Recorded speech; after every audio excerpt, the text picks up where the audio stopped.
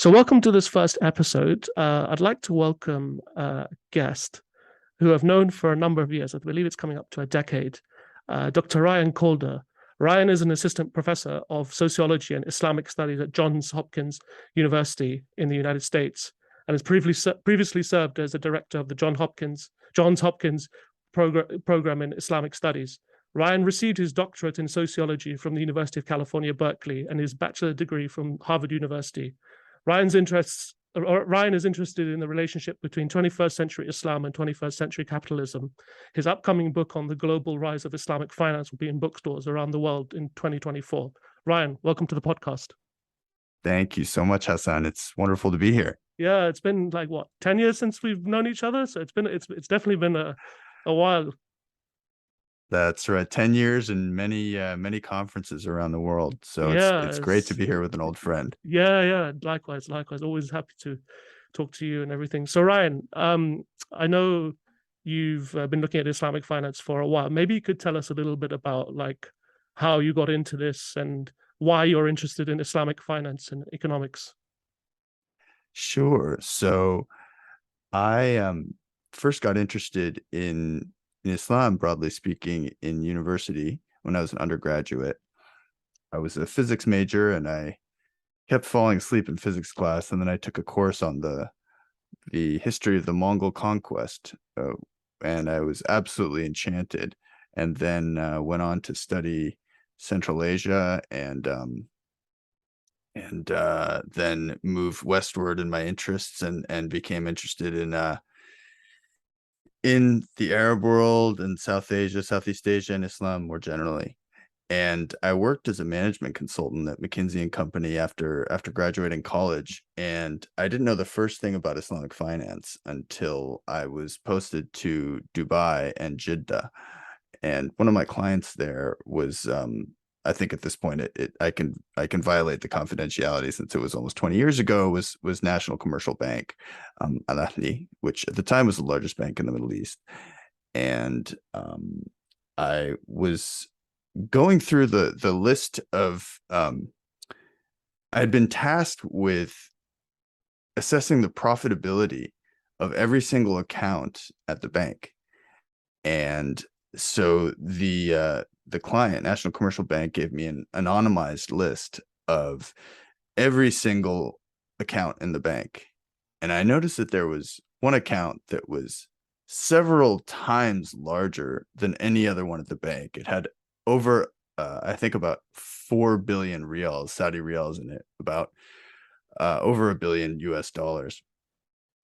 And it was in a deposit account that was earning no interest at all. And I saw this data. I didn't know whose account it was, but I thought this must be some kind of glitch in the data because I had no idea why anyone would put $1 billion in an account earning absolutely no interest. This was way back in 2004. And so I went and spoke with some people at National Commercial Bank, and they said, well, actually, that is the king's account, the king of Saudi Arabia. And I asked, well, why in the world would he be parking his money earning no interest at all? And they said, well, it has to do with Islam. And that was how my journey into Islamic finance began almost 20 years ago.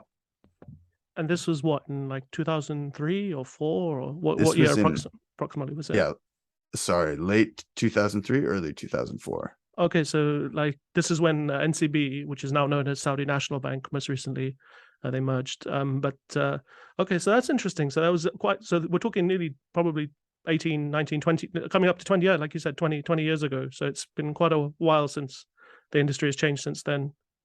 A great deal, yeah. And after that, I went to graduate school at the University of California, Berkeley, and decided to write more about Islamic finance from a sociological perspective. And I've been interested in it ever since.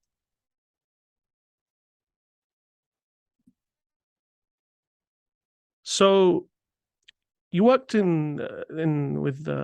these management consultancies, and you came across NCB and Islamic finance for the first time. Then you talk about going into academia. What did your PhD really look at? What was the thesis, or what was your research looking at in your PhD studies? Well, I interviewed a lot of people. Actually, what I've been doing, frankly, for over the past decade is interviewing a lot of people around the world of Islamic finance at this point, over, I think, 270. And so that was sort of a very preliminary version that I did for the doctorate, and that I've now completely overhauled for this book that I'm going to be publishing. And I've spoken with Shariah scholars, ranging from some of the leading names in the world to, you know, um, folks that are just getting their start. I've spoken with Islamic bankers, ranging from CEOs at top firms to, bank tellers. I've spoken with government regulators, and I've interviewed a large number of customers, or my researchers and I have interviewed a large number of customers and people on the street, particularly in two markets, Saudi Arabia and Pakistan, to really try to get a very holistic picture of the Islamic finance industry. And I'm particularly interested in two questions. So the first question is, why has this industry, which was really in its modern form only founded in 1975 in Dubai, how did it go from nil in 1975 to a $3 trillion industry today? It is larger in asset terms than the entire financial sector of South America. It is almost as large as the global hedge fund industry. So we're talking about a very, very large industry. And yet in 1975, if you had said Islamic Bank, in fact, uh, um, Sheikh Hussein Hamid Hassan, who recently passed away, um, had a wonderful quote. He said, if you had mentioned to people Islamic banking in 1975, most of them would have looked at you as if you'd said Islamic whiskey. Like, I don't, I'm butchering the quote a bit, but basically he said to many people, it would have been like saying Islamic whiskey, right? So how do you go from something that to many people sounded just like an oxymoron into a $3 trillion industry that is a major part of the global financial system? So that's the first question I ask. And then the second question I ask is, how do different people who are involved with the industry think about it from a moral and religious perspective? So the industry has a lot of supporters and the industry has a lot of critics, but what most of them would probably concede today, on both sides, is that in many ways, from an economic perspective, Islamic finance behaves a lot like conventional finance. And that's not necessarily criticism. Many people say that that's how it should behave. Other people say that, it's a work in progress. And still other people say that that means it's a farce or chicanery. But I'm trying to understand what kinds of positions all these different people are taking and why, and those who support it or those who patronize it, those who are customers, those who are, Sharia scholars, those who are Islamic bankers, how they come to feel positively about it or think of it as something that is truly Islamic, if they do. Right. And this was in your PhD, or is this your current research interests? It was sort of an earlier version of it in the PhD, but it's really the book that crystallizes these two questions and that, has a lot more robust information in it. Right. It sounds, yeah. It's how long did it take you to complete the PhD or to put it into the Oh book? my goodness. Oh, the PhD. I was in Berkeley for quite a while. And it's California, it's good Yeah. weather, and the Yes. Yeah. food's delicious and so on. So yeah, I graduated from Berkeley in 2014, and then I've been working in some version or another. I took some time to work on other projects, but really 2017 to the present is when I've done the bulk of my research. Right. Right. Yeah. And today, is your research similar or is it different to your PhD, or do you publish a lot on this, or? So I've published some works on Islamic finance. I've also written on other halal sectors, and that's another project that'll be my next book project, most likely, is sort of the rapid development of other uh, sectors in what many people call the global Islamic economy. Mm-hmm. So if we think of Islamic finance as arguably the sort of initial foray into a sector of the economy that is certified as Sharia compliant, Yes. in this formal bureaucratized way, Mm-hmm. and that emerged in 1975. Later, we've seen new sectors emerge, such as halal tourism, halal biotech, halal pharmaceuticals, halal logistics, which is one I've written about. It's quite new. This idea of moving products from one part of the world to another and ensuring that they remain halal from farm to fork. Mm-hmm. Um, and things like modest fashion, which in one sense is a sort of very, very old industry, right? There have always been concerns in Islam and in other religions Mm-hmm. about how to dress in a sort of modest and religiously appropriate way. But on the other hand, there are all kinds of new uh, imbrications with contemporary markets, right? You now have Vogue magazine, and you now have Burberry and all kinds of major international brands and fashion festivals sort of highlighting modest fashion, Mm-hmm. some of it Islamic and some of it also appealing to people of other religious traditions. So all of these things are ways in which contemporary Islam is getting involved with and fusing in new ways with contemporary markets, contemporary capitalism, and that's really what I'm interested in. Right. That's very good. So, before we go, I wanted to ask you, what is Islamic finance? What is Islamic finance in a nutshell? That is a great question. That's It's always one of the toughest ones, right? How do you Mm-hmm. give a really basic definition? So in one hand, in one sense, Islamic finance is whatever type of financial activity Muslims, and of course Muslims are an incredibly diverse, 1/4 of humanity, think of as conforming with their religious beliefs, right? Now, but we can also think of it much more specifically as an industry that emerged in really with precursors in the 1950s and 1960s, but really in a for-profit sense begins in 1975 in Dubai with Dubai Islamic Bank, right? Right. You had some very important precursors in Egypt, for example, the Khamar Savings Bank Mm-hmm.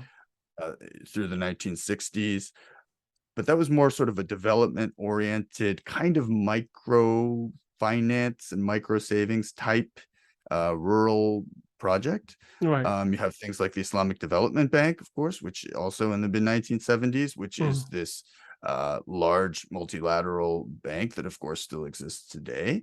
But when And we it's based in think Saudi of Arabia, right? The IDB, ISDB. Sorry. correct, yeah, the Islamic Development Bank based in Jeddah. Mm-hmm. But when we think about Islamic finance, the way most people mean it today, they're Mm-hmm. talking about an industry. It's primarily a for-profit industry, not entirely, but primarily.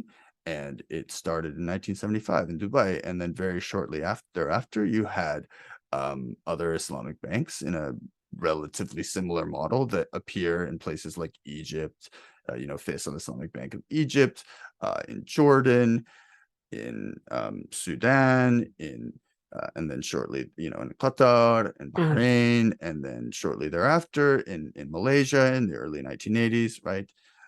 And all over the world. So that's usually what people mean. And from this perspective, in the Islamic finance industry, what characterizes Islamic finance at the simplest level is that it conforms to Sharia. Mm-hmm. Um, and Sharia as interpreted by scholars of Islamic law. Mm-hmm. Uh, you know, they go by various names. We call them muftis or fuqaha, or but in the industry in English, they're typically called Sharia scholars. Right. And these are people who have, and forgive me because I know that you know all this, and I know many of your listeners will already know this, but those who are entirely unfamiliar with Islamic finance may not know it. Mm-hmm. But these are experts in Islamic law who have many, many years of training and in the classical Islamic sciences, including in fiqh, um, Islamic jurisprudence.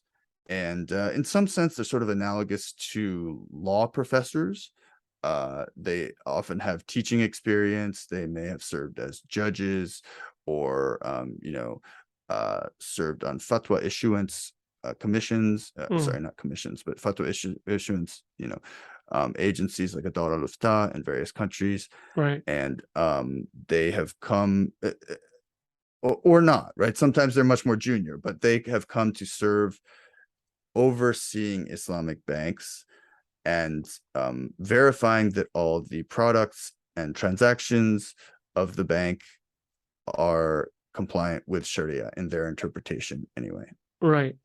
But if we take like a little bit of a step back, like you've mentioned about Sharia and fiqh, but what are the key principles of Islamic finance, would you say? What makes it different from like other forms of finance, like conventional finance? Well, again, this depends whom you ask. And when the industry was, well, even stepping back, right, before the birth of the industry in the 1970s, you had a lot of work, theoretical work being done in Islamic economics. We have really important work being done by people like Muhammad Hamidullah in Hyderabad at Osmania University in the 1920s and 1930s. That was a really important center for this kind of work. And you have a lot of work being done in the Arab world as well, later on in the 50s and 60s and 70s, people like Muhammad Baqir al-Sadr. But in the sort of early conception that a lot of these folks had, what was going to be distinctive about Islamic finance was that it was going to avoid riba, usury, which some Muslims, but not all, interpret as including any level of interest. They were going to avoid this through a sort of equity type system of financing. Right. In practice today, at least in Islamic banking, that is not the primary form form by which people execute finance. Right. It's there, but it's not quite the same as people envisioned it in the past. Right. But if we look at the principles, obviously you talked about riba being usury. I mean, does like throughout Islamic history, I mean, from the time of the Prophet Muhammad, and obviously in the Quran, riba is clearly expressed as a really bad thing. Obviously in Surah Al-Baqarah, it talks a lot about that, and in other verses as well. But so are you saying like in the 1950s, 60s, and 70s, and so on, a lot of these people in these countries, Muslim majority countries, were looking back at the time of the Prophet, and how he practiced or how he was involved in business and in finance? Because like if you look at it, riba, it's a very complex topic, right? Absolutely. So one thing that, I mean, let's start with one thing, right? I don't think it's, and some people disagree with me on this, but sort of from a social science perspective, it's not my job to say what a Muslim should believe and shouldn't believe, right? Right. There are many Muslims who deal, with ordinary banks and in interest. Maybe they work at banks and they're fine with it, right? Right. But historically, there have been many Muslims who concern themselves with this concept of riba, which I and many other people translate as usury. And it says very explicitly in the Holy Quran, Surah Al-Baqarah, verse 275, halallahu al-bay' wa harramu al-riba. So God has permitted trade, but prohibited this thing called riba. And semantically, riba means something like unlawful or unethical increase.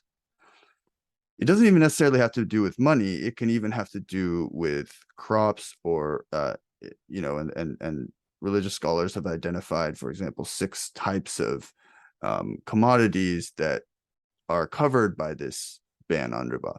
But without getting too technical about it, the general idea historically has been that it is some type of increase in money or a similar commodity that is unethical, right? That is Islamically unethical and deeply, deeply problematic and deeply sinful.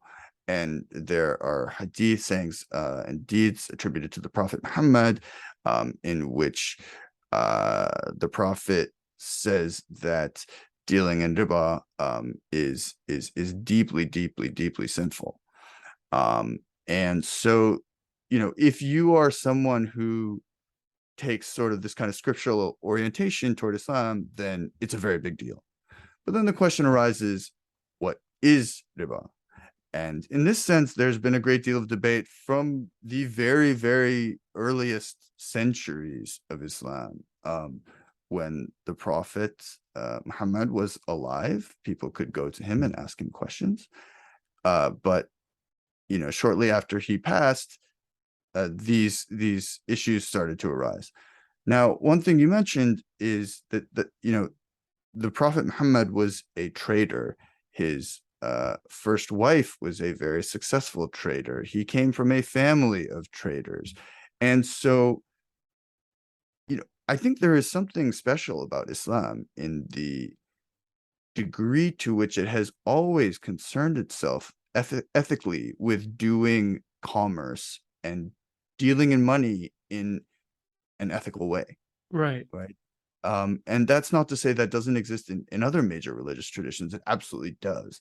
But the Prophet this was something he was really concerned about on an everyday basis. And he was known as a very sort of upright and trustworthy and ethical, but also very successful trader. Right?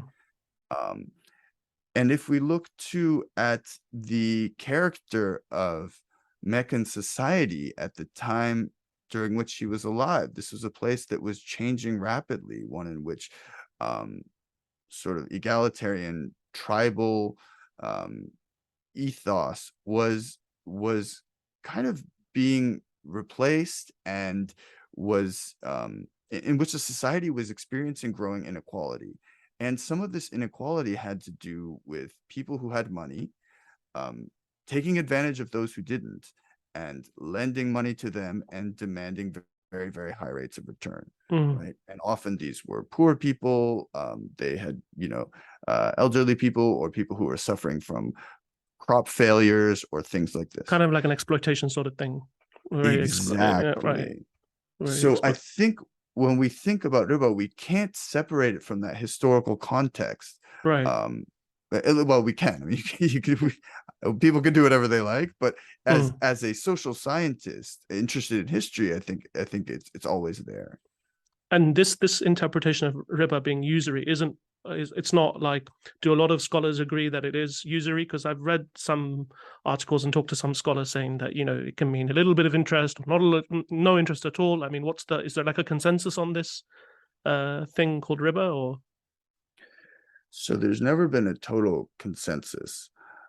Now, I translate the term as usury because usury, today in English, when most people say usury, they tend to mean very, very high rates of interest, right? They're talking about loan sharks and payday lenders, and people who are going to come to your door with a baseball bat, or maybe for you a cricket bat, right? They're going to break your knees if you don't pay up. Right. But historically, usury has just meant any level of interest that is unethical, right? It's immoral interest. And for many Muslims, and to tell the truth, for many, many Christians and many Jews and many of the world's people in general, until about 200 years ago, usury meant any level of interest.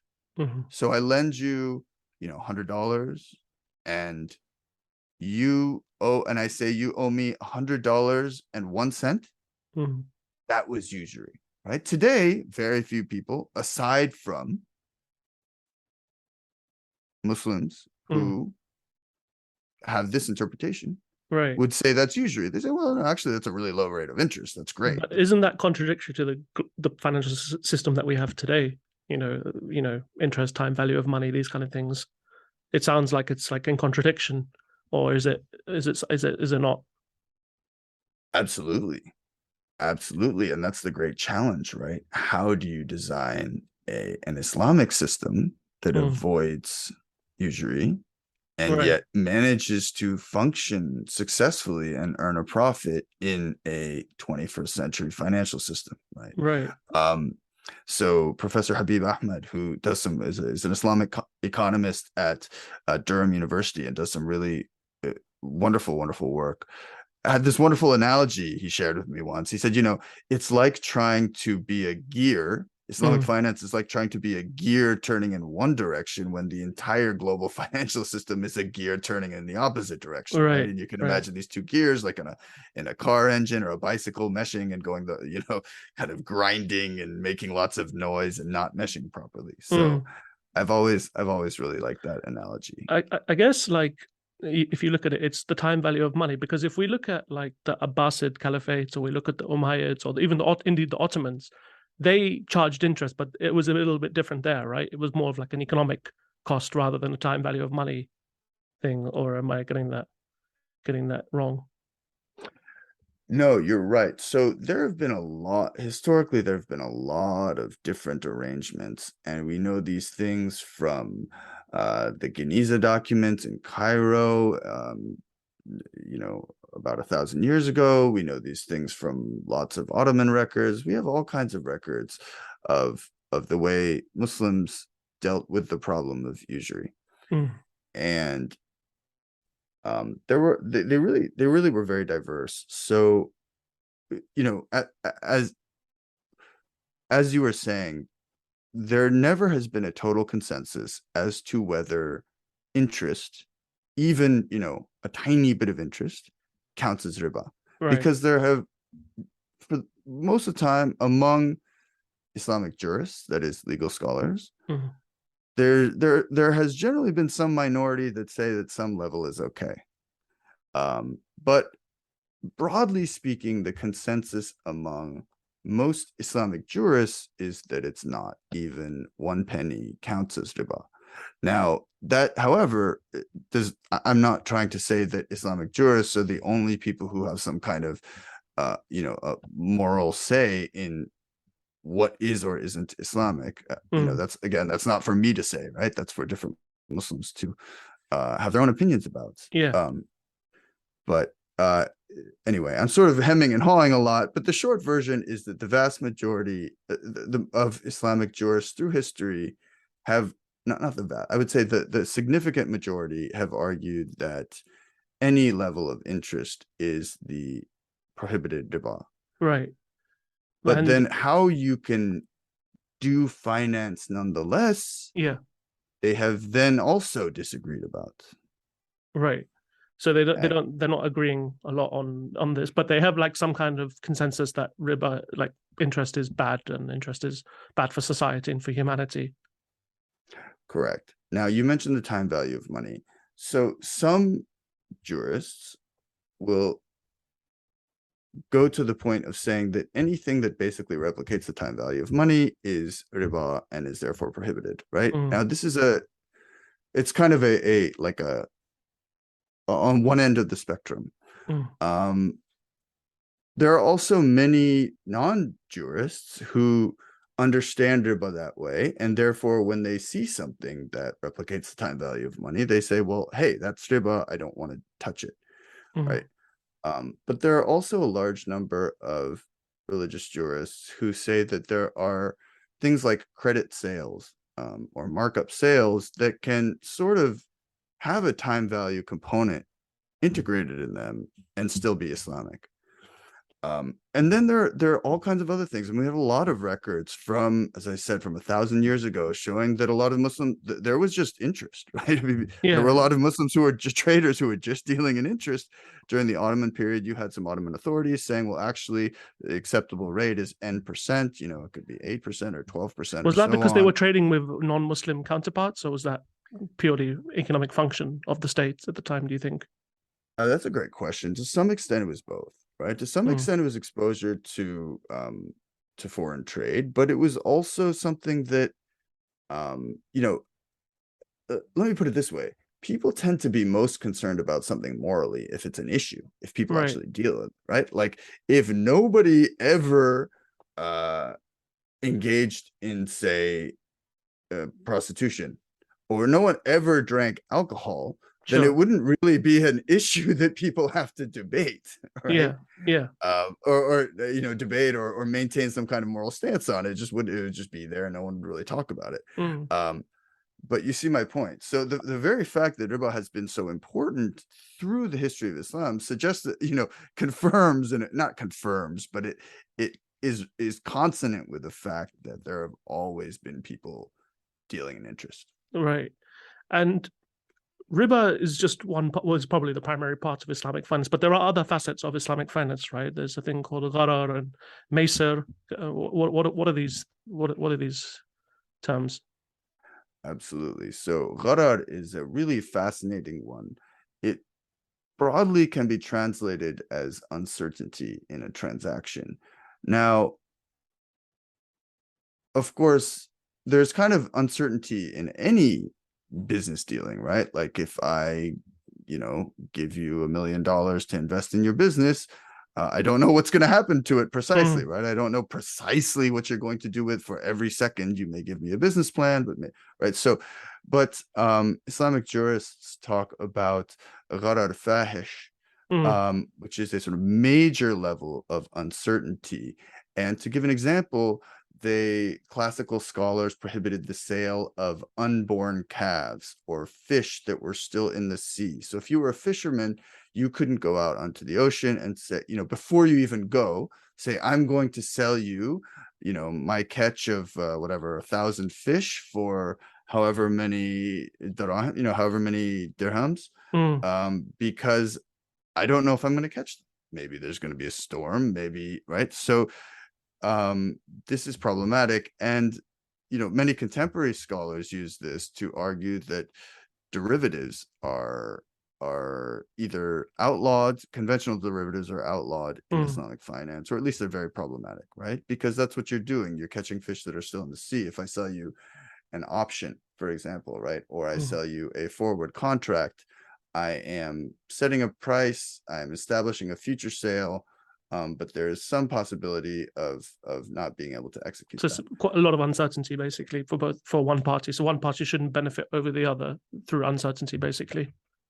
Exactly. And that has also an ethical component. Say I'm selling you a car, right? Right. In many countries, it's relatively legal to sell someone a car and just say, hey, you're taking it as is, right? Under Mm. secular law. Like, I sell you the car. If you don't inspect it, tough for you. Mm. If it turns out that it doesn't, it's actually happened to a friend of mine recently. She drove 2 hours away to buy a motorcycle. The guy told her it runs perfectly. He suddenly gave her a break from $2,500 to $2,000 on the motorcycle for no reason she could discern. Oh, wow. For various reasons, she didn't test drive it. She drove it all the way back home, here to Baltimore, and then it didn't run, right? But Right. she's out of luck. Whereas that would be an example of a gharar fahish, in which, at least from an Islamic ethical perspective, an Islamic legal perspective, Mm. he was violating Shariah. If he knew that Mm. the thing didn't run properly but did not tell her, right? Basically, he had an That's advantage over her. Like he knew something, even though he was selling it to her. He knew it wasn't working. She was like at the expense of her, basically. Excuse the pun. Like it's like at her expense. precisely. Right. Precisely. Right. Now the story ends up happy because she likes to tinker with motorcycles, so she's having fun fixing it. But and there were all kinds of fascinating practices that during the time of the Prophet that may have contributed to his concern with this kind of thing. So one example that is attested in early literature is that when people came, say, to Mecca, right? I mean, Mecca was a pilgrimage site. It was a pilgrimage site before Islam, even. Right. And Before its people would modern come. iteration, before modern iteration, right? Well, It before was the advent of Islam, right. Mecca Yeah. was Yeah. also a pilgrimage center for pre-Islamic For the Arabian pagan religions. Arabs. Yeah. Yeah. Yeah. Precisely. And but it was also a trade center, because back Mm. then pilgrimage and trade were intimately related, right? You had people coming from very long distances, and they would bring things with them to trade. And there was a practice whereby certain it's attested. I mean, you don't really know why someone would do this, but they'd go out in the dark and they'd sort of show someone like some textiles, and the person who was considering buying it would just touch them but couldn't really see it, and would buy almost sight unseen, right? And the prophet said, this is unacceptable. And likewise, there were practices whereby traders would go and find people, customers on the very edges of the city before they could sort of encounter other traders at a proper marketplace, and would sell to them, kind of catching them before they came to a place where price discovery was clearer, right? Mm. And he also said this was unethical. So you get this, gharar is this fascinating construct that has to do with unethical uncertainty in contracts. And then you mentioned Maysir as well. Mm. Which we could think about as something like gambling or excessively speculative transactions. So, gambling, the very definition of gambling, I mean, not just in Islam, but in many secular and religious ethical traditions, is very tricky. It's been frowned upon, basically. Yeah. It's been frowned upon, but on the other hand, what's the difference between gambling and putting your money in the stock market? Right? What's the difference between putting it on horses and putting it on stocks? Mm. And is there a difference between, say, day trading, in which you're trading stocks, 10 times a day to profit from little ups and downs that may have almost nothing to do with the underlying value of the company or its underlying business proposition, versus, say, a buy and hold strategy where you're holding something for months or years? Right. And so, yeah. Go ahead. No, please. So it just in that regard, there are some things that are very, I think all Islamic jurists would agree are unacceptable. You can't go to a casino and put a bunch of money on roulette or the slot machines or poker. That's clearly gambling. But you do run into this interesting question, right? Things like day trading, is that Maysir? And many religious scholars, many Islamic scholars would say it is. Right. And then obviously all of this encapsulated within, like, to do anything Islamic transaction has to be Sharia compliant, right? What do we mean when we say Sharia compliant? Right. So, of course, the term Sharia compliant depends on your interpretation of Sharia. But in the industry, as it has been since the 1970s, the people who determine Sharia compliance are the Islamic jurists, and they sit on panels called Sharia boards. Right. And usually there are, 3, 4, 5 or so scholars who sit on the Sharia board of a given bank or financial institution. And they are the ones who determine what is and is not Sharia compliant. And like what sectors can you not get involved in if you're doing a Islamic transaction? Right. So in addition to these bans on riba or usury, on maysir, that is gambling or excessive speculation, and gharar, sort of contractual uncertainty, there are certain sinful haram sectors that you can't invest in or lend money in.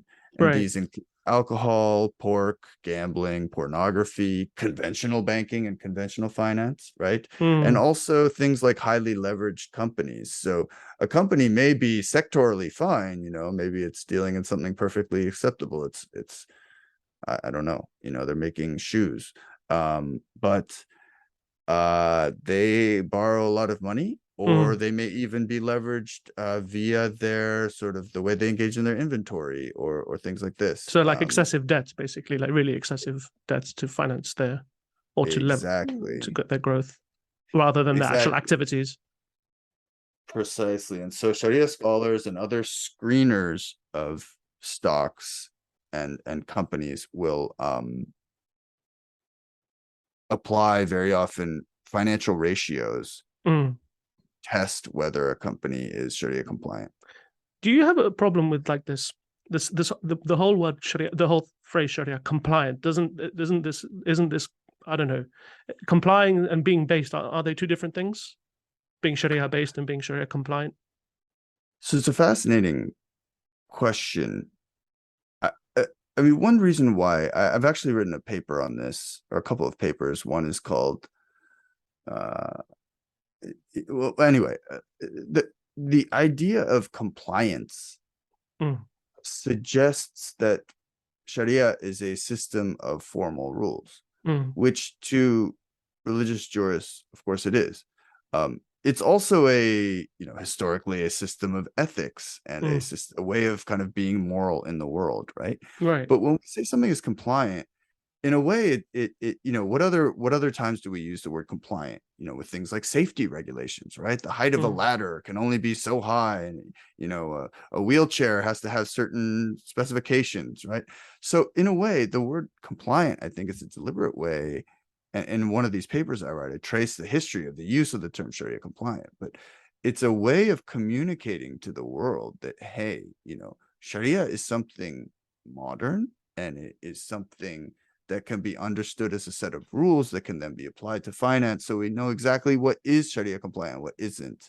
mm, Even if in practice, it's there's a lot of gray depending on whom you ask.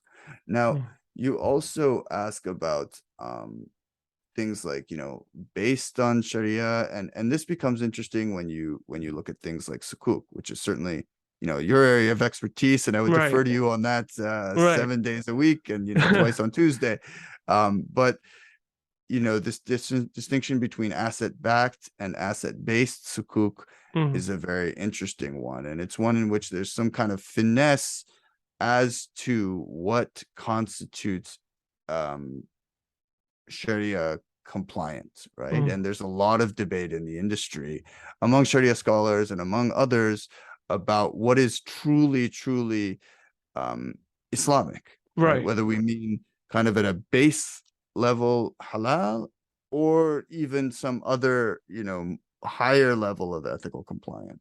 Right. But do you think like a lot of the time, like we'll get onto the modern Islamic banking sector in a second, but when Islamic finance sector in a second, but when we talk about things like maqasid al-Sharia, um, the protection of property, the protection of wealth, and all of these things, do you think that's kind of been forsaken with the industry as it's progressed in the modern iteration? So I am, I, I mean, I don't mean to sound like I'm trying to cop out of the question, but as a social scientist, it's not my job to evaluate Islamic finance morally, right? Mm, Personally, it's my job to document how other people who are involved in the industry mm, or who observe the industry evaluate it morally. And the question of maqasid al-Sharia, the higher objectives of Sharia, is a very, very interesting one. Um, there, there has this is a concept that arises in classical jurisprudence, um, to kind of put a meta theoretical framework for understanding what counts as in conformity with Sharia, not only in its legal form but also in its spirit. mm, And there have been jurists who have argued that um, it, the higher objectives of Sharia include things like the defense of religion, right. of Islam, of life, of property, and so on.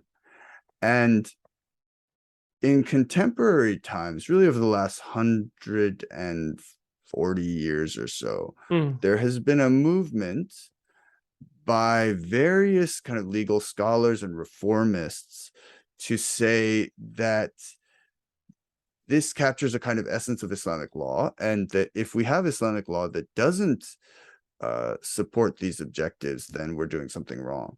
Um, uh, and so maqasid al-Sharia becomes this sort of dialectical vehicle, mm, or sorry, not dialectical, sort of a dialogical, right, a discursive vehicle that right.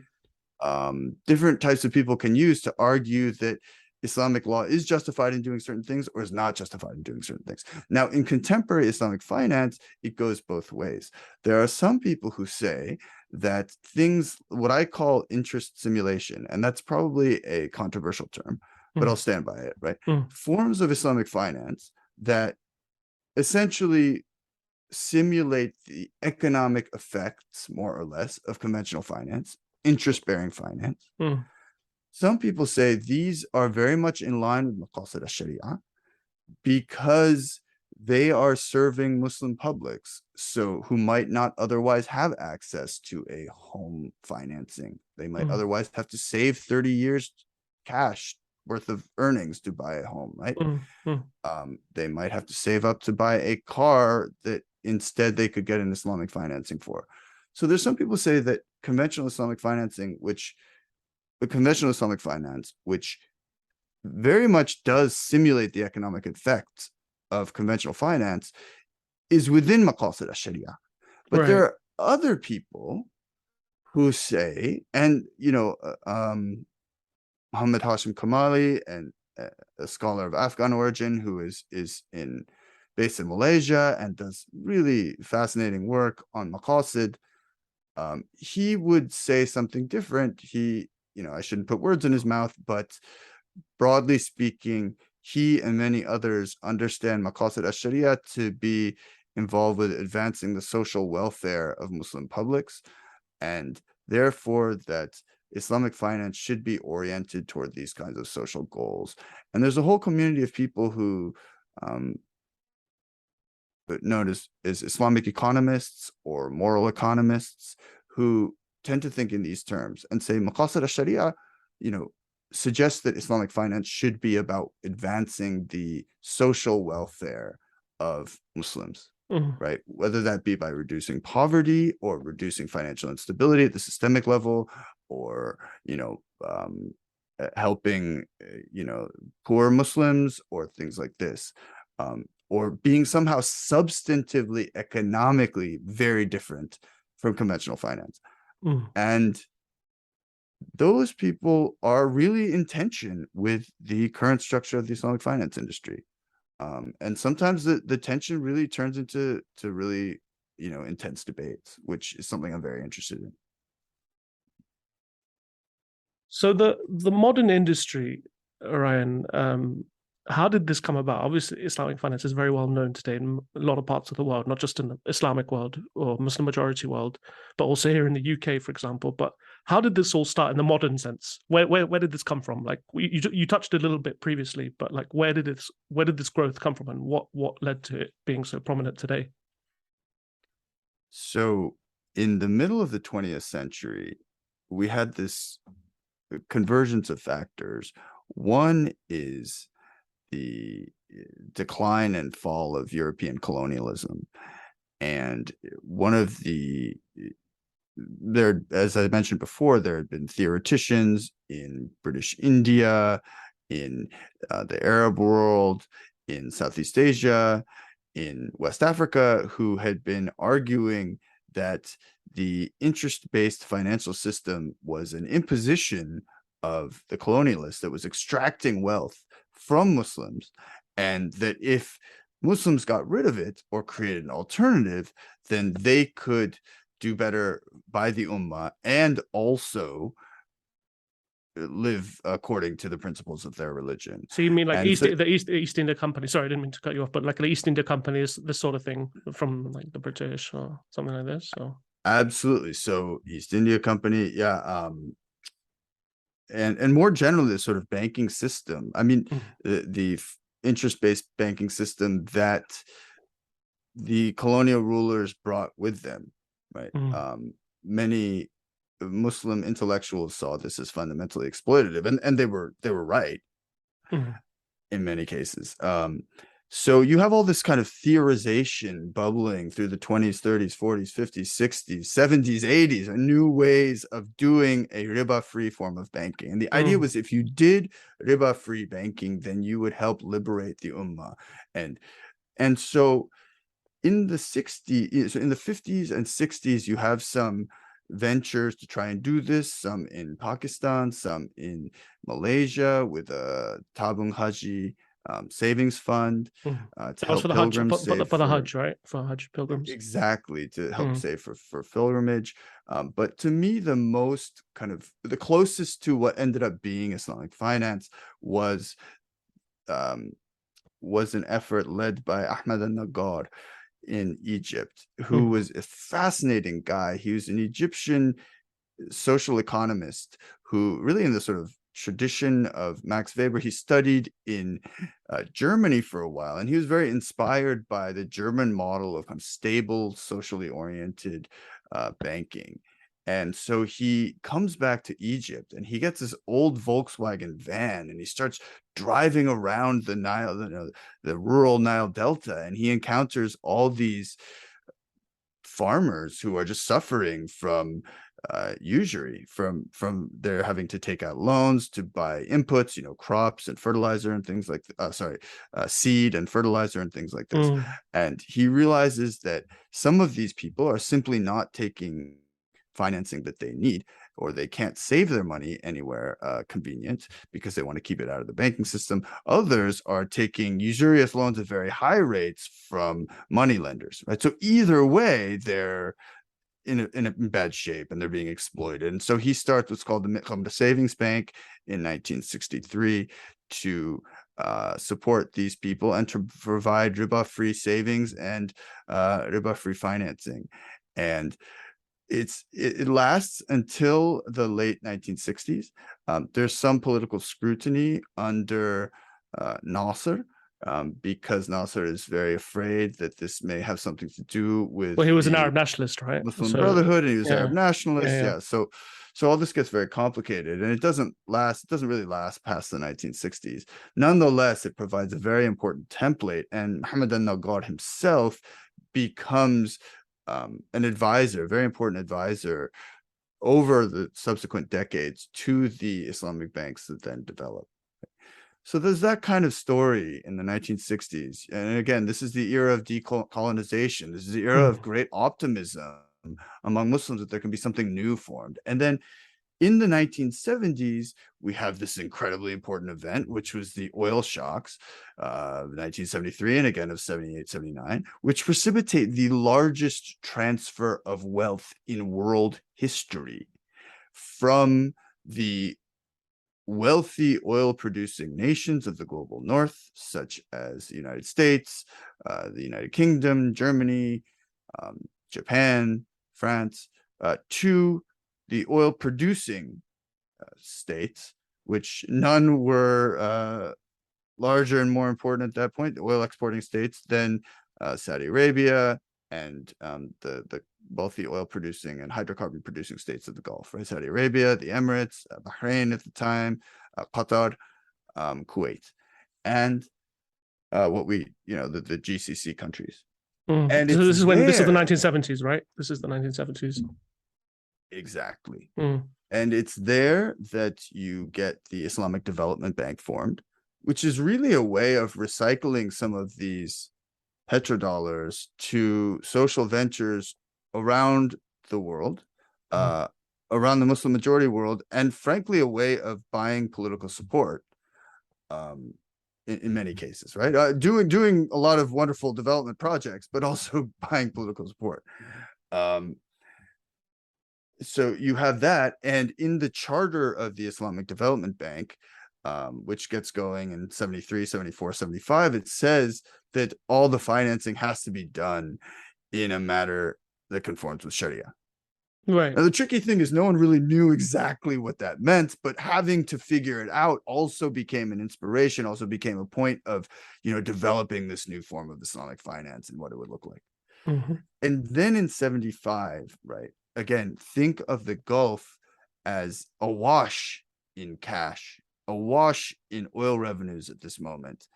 And you have massive construction projects going up, right? You have Dubai and Abu Dhabi and Riyadh, changing from sort of backwaters in the global sense, right? I mean, forgive me, but in a global sense, they were sort of backward, changing very rapidly into these metropolises.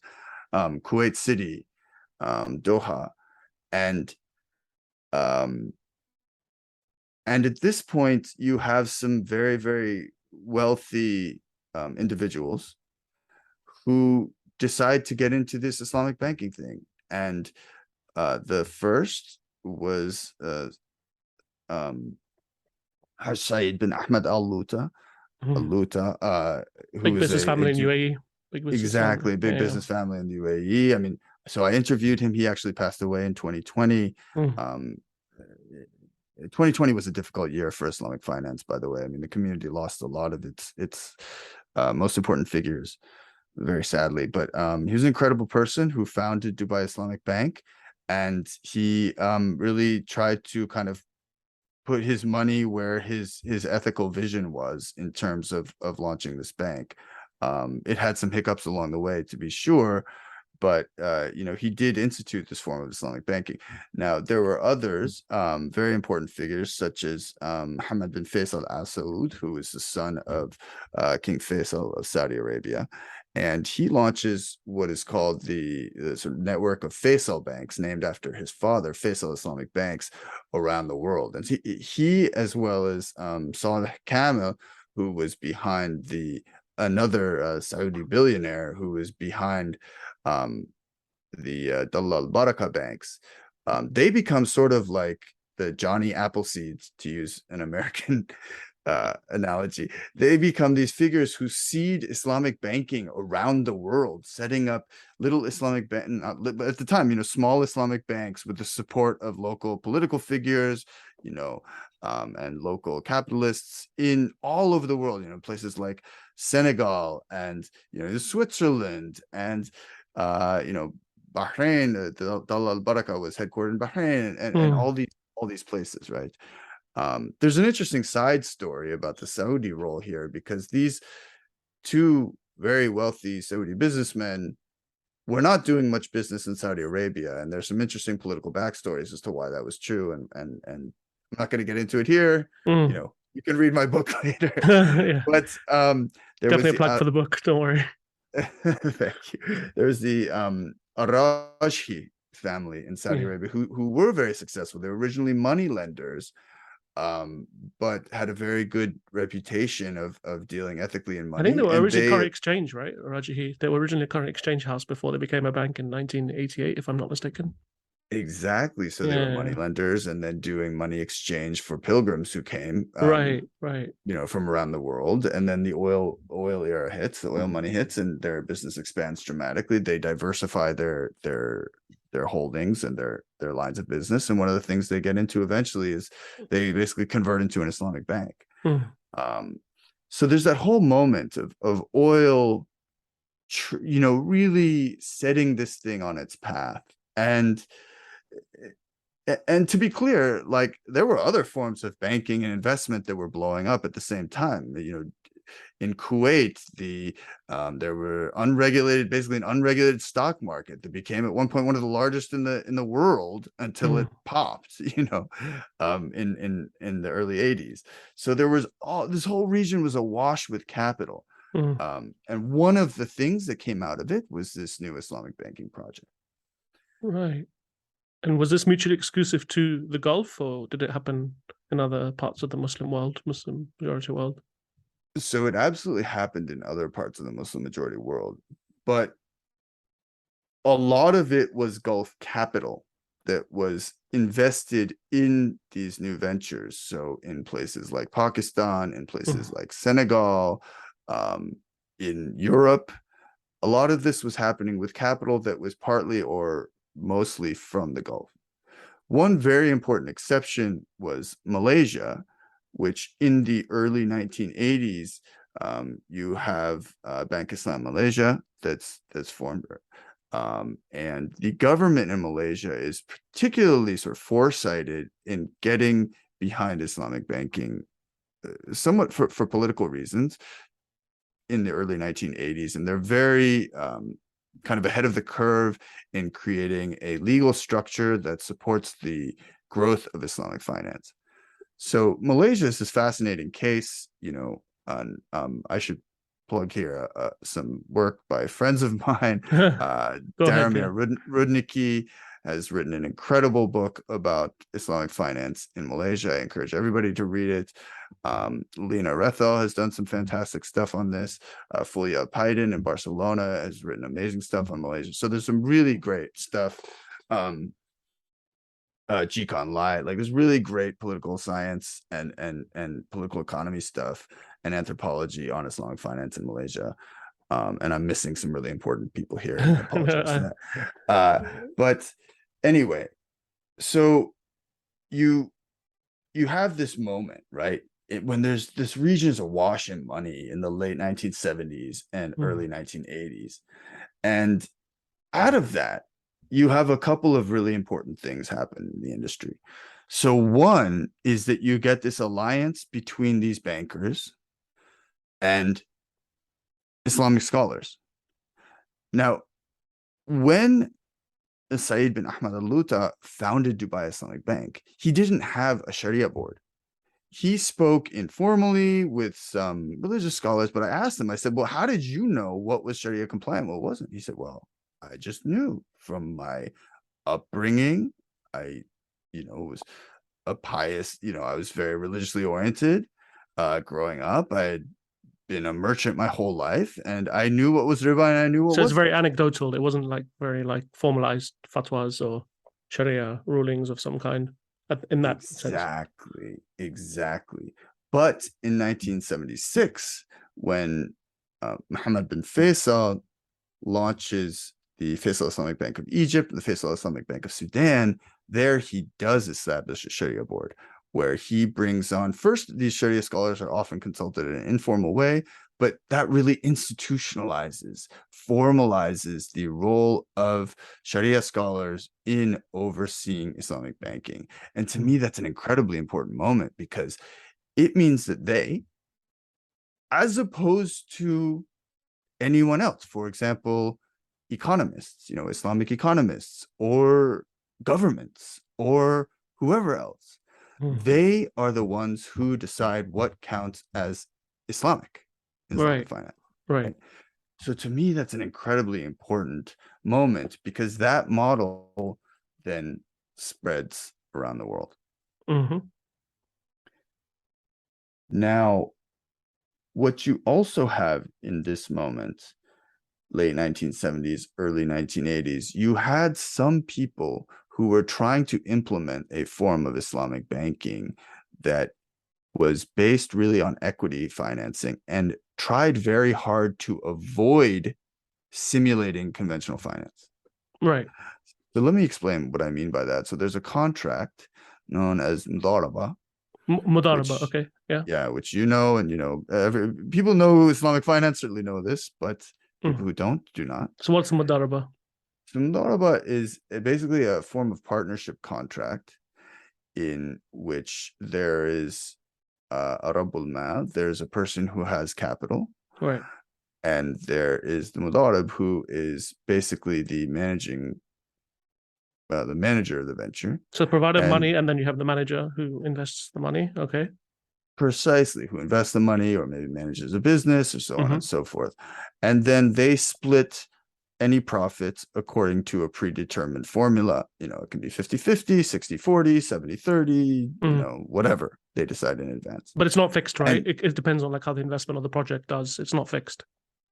Precisely. So if the venture loses money, then it is the Mudarib who suffers financially. Right. And who loses a lot of, her or his stake.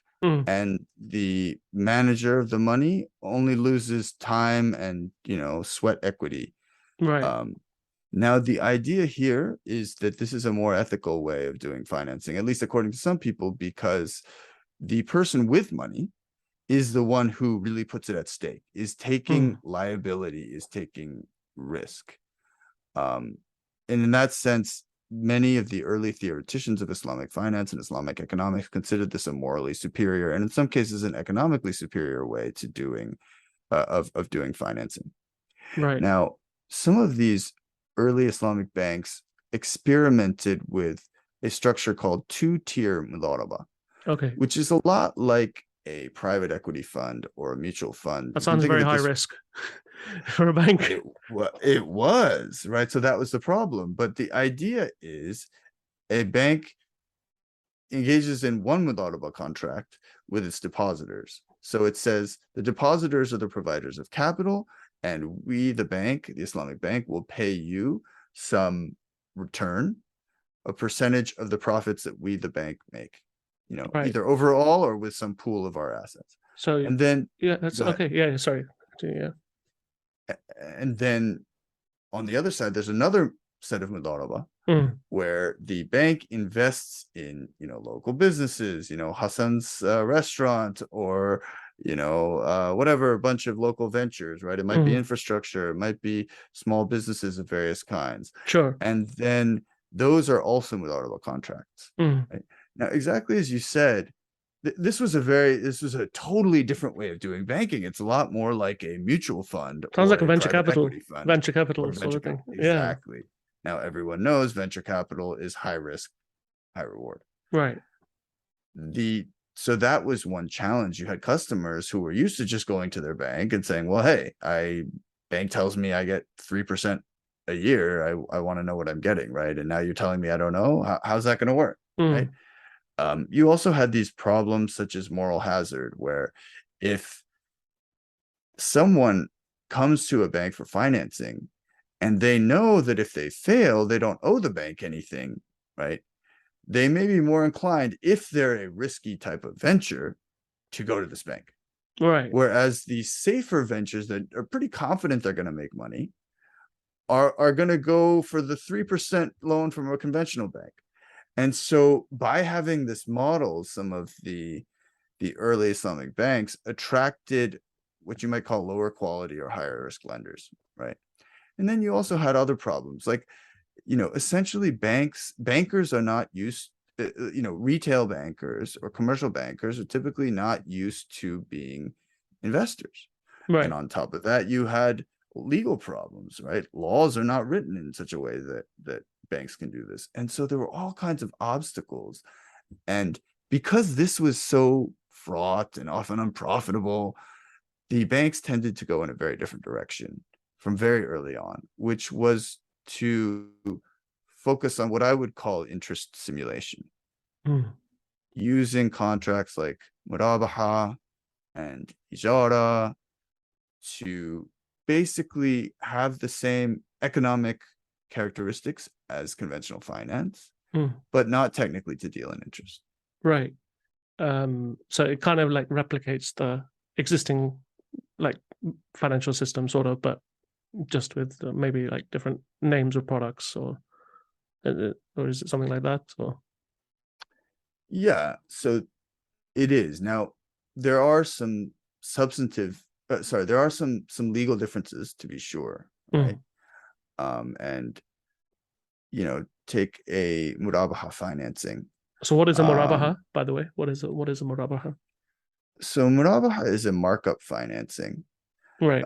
It's a markup contract in which you sell me something, and then or I buy something. I have some kind of good, and I sell it to you. I'm a merchant. I sell it to you, and I have to let you know what the markup is, so that what the profit is that I'm making on that. Right. That is in a simplest sense murabaha, but there's a form of murabaha known as finance murabaha that's used in the industry, in which the Islamic bank will buy an asset. Let's say you want to buy a building, right? You're a client and you want to buy a building for $1 million. So instead of going to Bank of America and getting a loan for $1 million and then paying back 3% interest over the next 10 years, right? What the Islamic bank could do is buy the building itself from the seller, and then for $1 million, and then sell it to you on credit terms for some markup, say $1,080,000, and then you make a stream of payments.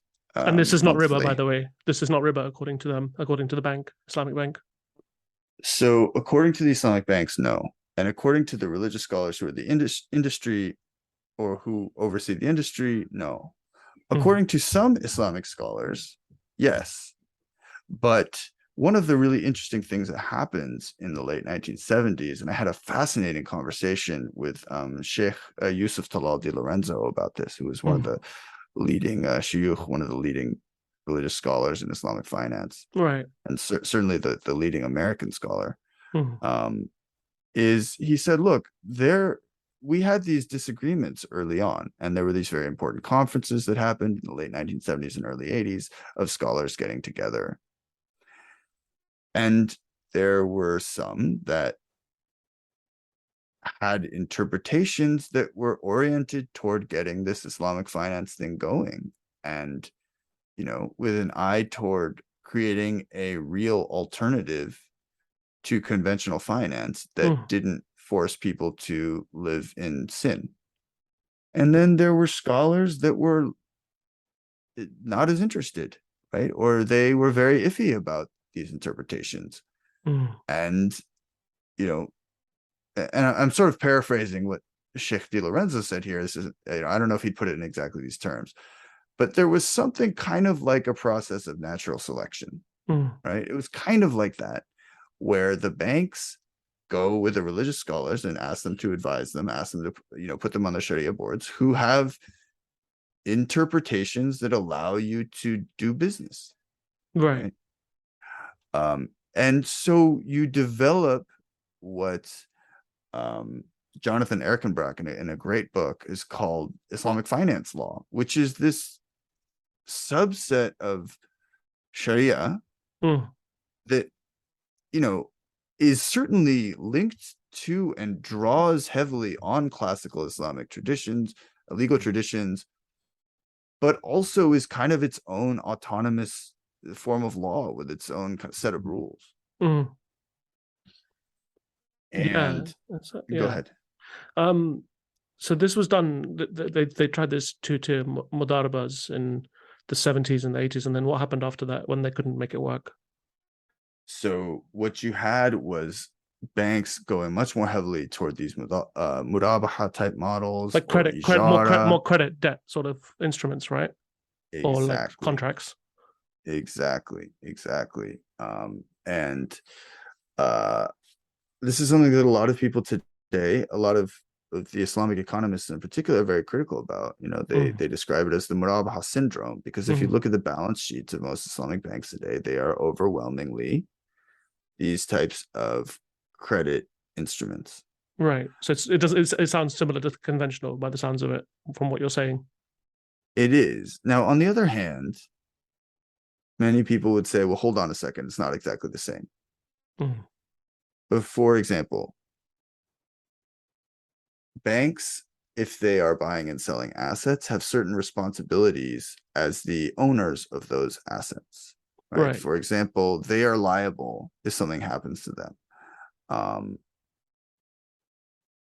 Also, people say there's a moral difference, right? All of these trades have to have an underlying asset in some form, right? There needs to be something that is physically traded.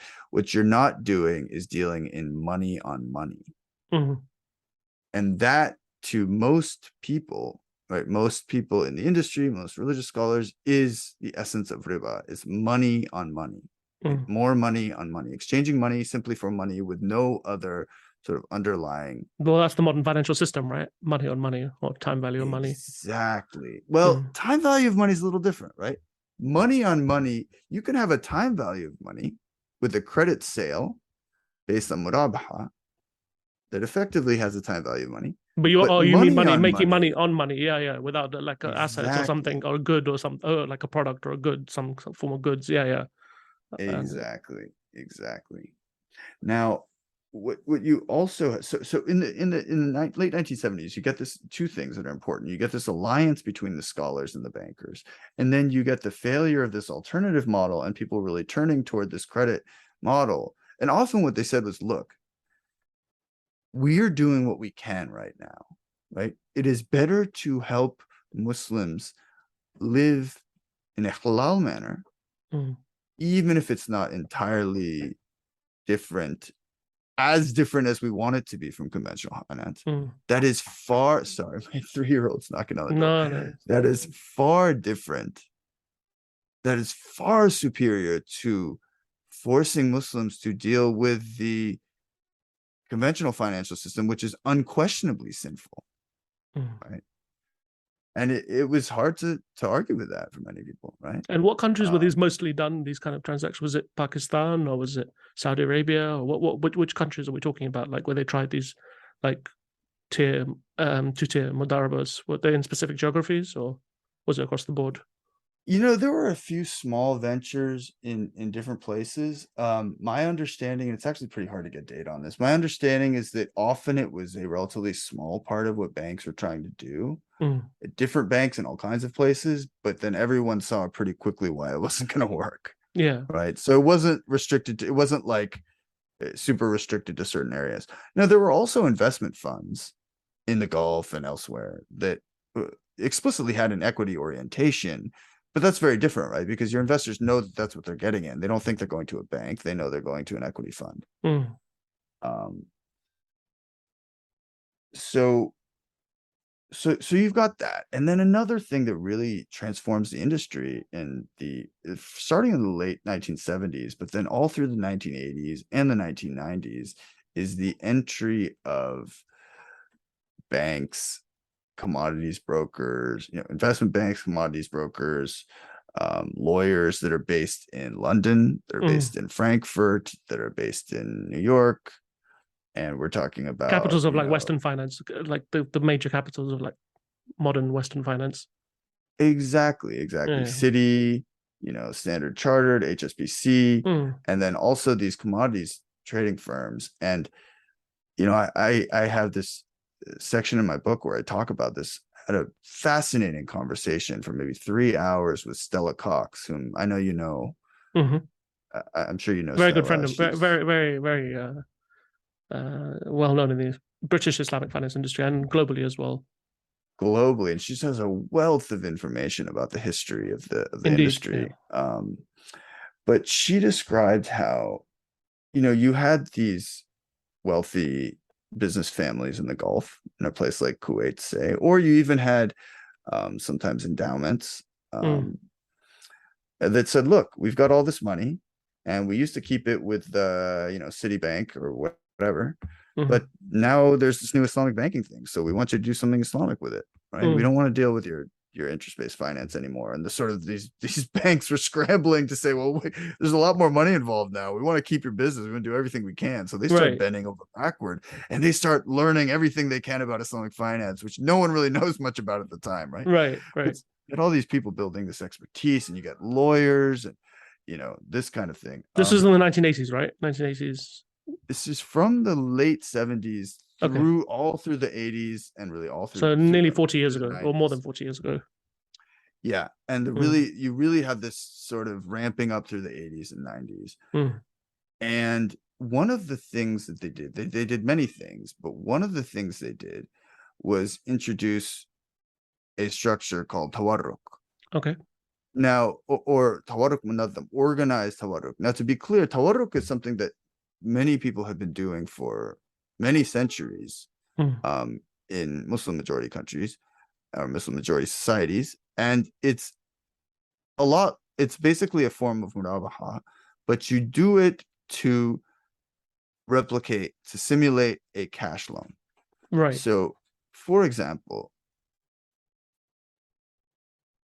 let's say you wanted $100,000. It wasn't even necessarily for a business. Maybe you wanted to, you had some hospital bills you had to pay. Like liquidity management sort of thing, like managing your liquidity and cash flow. Exactly. So you need liquidity. So what you could do is you could buy a car, well, it'd be a very expensive car, but let's say you buy a Rolls Royce for $100,000. I don't know how much a Rolls Royce costs, probably more than that. Right. But let's just say you bought a Rolls Royce for $100,000. No, Tesla, if you want to say for there society. we go. Yeah. Tesla, thank you. Elon Musk would be happy. Elon Musk would be happy about this. He's had some issues recently, so we want to keep him happy. So you buy the Tesla for $100,000, and then but then you Listen, let me take a break for a second. Sure. So tawarruk, um, what is tawarruk really speaking, Ryan? It sounds like very similar to the conventional. Yeah. So you had what there's sort of a classical version of tawarruk, and then there's the contemporary version of tawarruk that was developed with a lot of help from these Western institutions. Right. So in the classical version, what you'd have is, and this is something that some scholars going back to medieval scholarship, Islamic scholarship approved. So let's say that you're a customer and you desperately need cash right away. Right. So you buy an asset, let's say a gemstone, Right. on credit from someone for $2,100. And then you immediately sell the gemstone on spot terms in the open market to someone else for $200. To a third party. To a third So party. you've got two parties doing in this transaction, and the third party is the goods already been sold, or the commodity's already been sold to. Exactly. Right. So what happens now, you have $2,000 in your pocket, but you owe your creditor, you owe the person who sold it to you $2,100. Right. And you owe that, whatever, sometime in a year, say. And that was done in medieval times, like during the Prophet's time and shortly after, historically. Exactly. And that's always been a topic of disagreement, right? Juristically. I mean, there have always been some jurists who say that's okay, and there have always been some who say it's not. But what's crucial here is that the person who needs cash is doing the legwork of finding the initial supplier, say, of the gemstone, and then finding another buyer of the gemstone and actually holding on to the gemstone, and so on and so forth, right?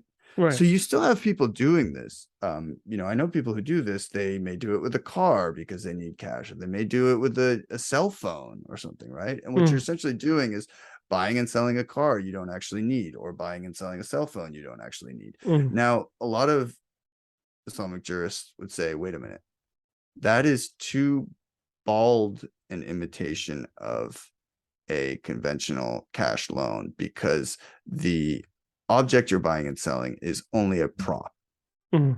You're only buying it for the purpose. So you're not actually taking the risk of the ownership of the assets or the commodity. Well, you are taking the risk of ownership of the commodity for some short period of time, but not like on long term on the book. It's like more of a quick cash flow sort of thing. Like, well, if we talk about classical tawarruk, right? Clearly you are, like, let's say you buy the phone, but then you can't find a seller. You buy the phone on credit, but then you can't find someone to sell it to, right? Sure. Like, yeah. You're actually facing a real risk there, or a gemstone or a car or whatever. But now there is a version, and this is where the story of the Western financing institutions gets interesting. They get involved in the early 1980s in helping do what's called organized tawarruk, which is it's a little bit different. You have a financier, such as an Islamic bank, that buys, say, $1 million worth of copper from a broker involved with the London Metal Exchange. Sure. Or in fact, it's not even usually the actual copper, usually buying warrants for copper, right? And then let's say the Islamic bank buys $1 million, sells it to a customer for $1,050,000 on credit terms, right? So that's a murabaha sale, whereby the customer now owes the bank $1,050,000 in, let's say, a year. Okay. And then the customer then sells the metal to some other third party on the London Metal Exchange. Right. So it sounds very similar to quasi-conventional loan by the sounds of it, from what you're saying. So economically speaking, it becomes very, very similar to an unsecured loan. Right. But there is this intervening asset that is used. Now, the other thing about organized tawarruk that makes it organized is that often the financier is arranging all of the buying and selling on behalf of the customer. Right. Because your average customer, I don't know, a small business person who needs $1 million doesn't have a brokerage account, doesn't know how to trade on the London Metal Exchange, right? Mm. But all they have to do now is go to the Islamic bank and sign some paperwork saying that they're entering into this transaction. And then they and the bank only hold the copper for a very short period of time. It may be a day. It may often be a few hours or a few minutes. Mm.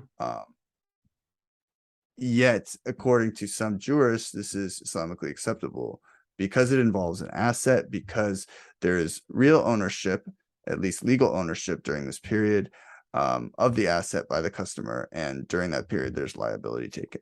Right. Now, there are even things that the bank does to make sure that they're not subject to price fluctuation risk of the copper during the period when they're owning it, right? Mm. So banks fundamentally don't like risk.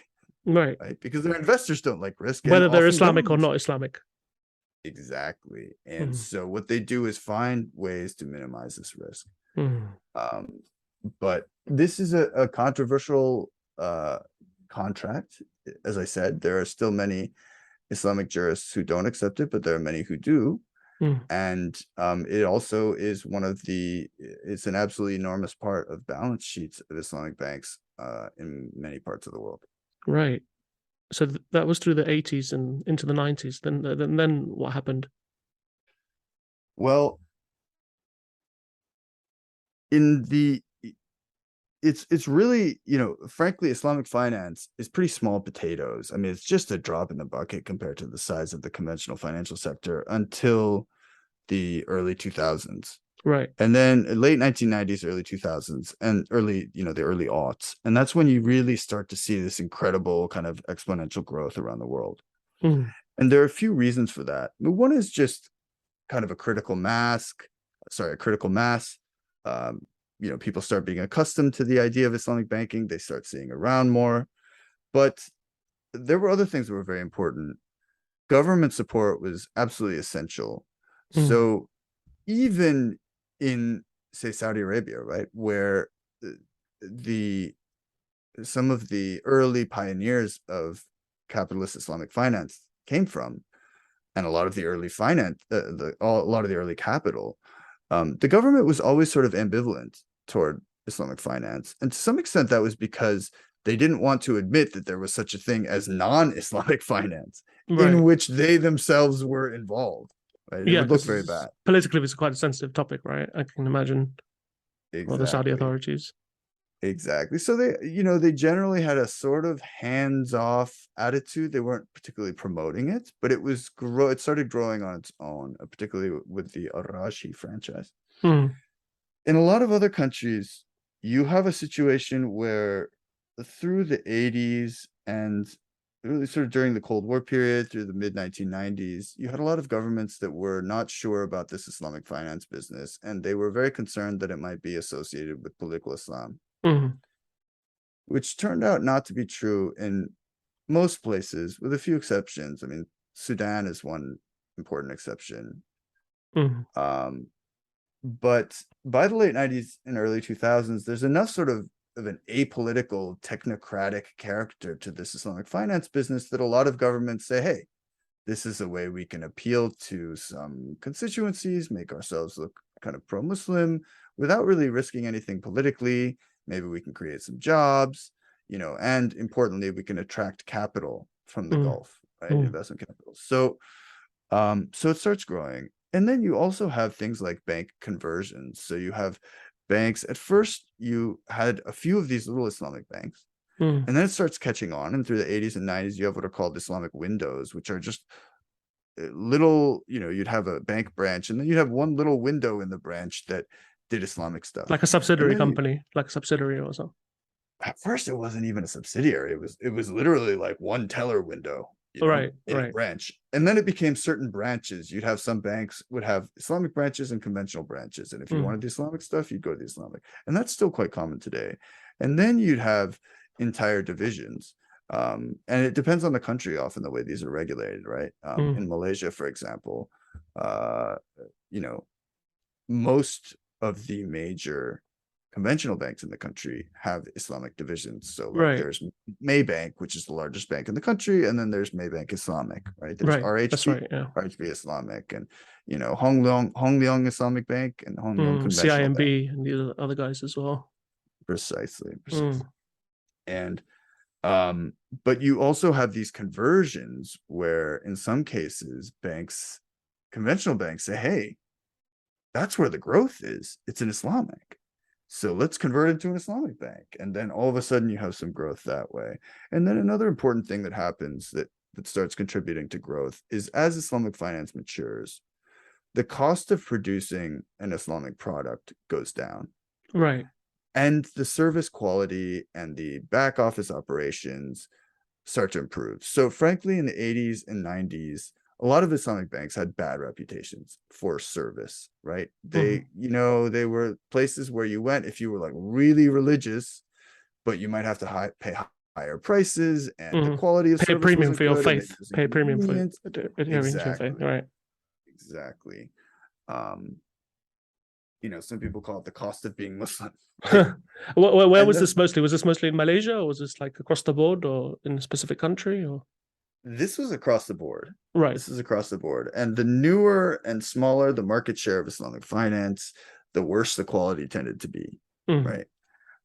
So where you had, the most mature Islamic financial sectors by the 90s was really the Gulf countries and Malaysia.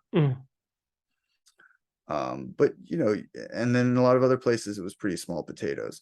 You also had these interesting, another issue behind failure to grow in some places, politics, but also in certain places, you had prominent religious scholars saying Islamic banking is not actually all that Islamic. Right. And Egypt is the best example. You had very prominent religious scholars, the rectors of Al-Azhar and the heads of Dar al-Ifta in Egypt, saying, there's nothing more Islamic about Islamic banking than conventional banking. That's weird because Mir Ghamar was the pioneer of modern Islamic finance. You're absolutely right. And part of this may have to do with political affiliations. Sure. Yeah. Some scholars being closer to the state establishment, and the state establishment not being particularly enthusiastic about Islamic finance, right?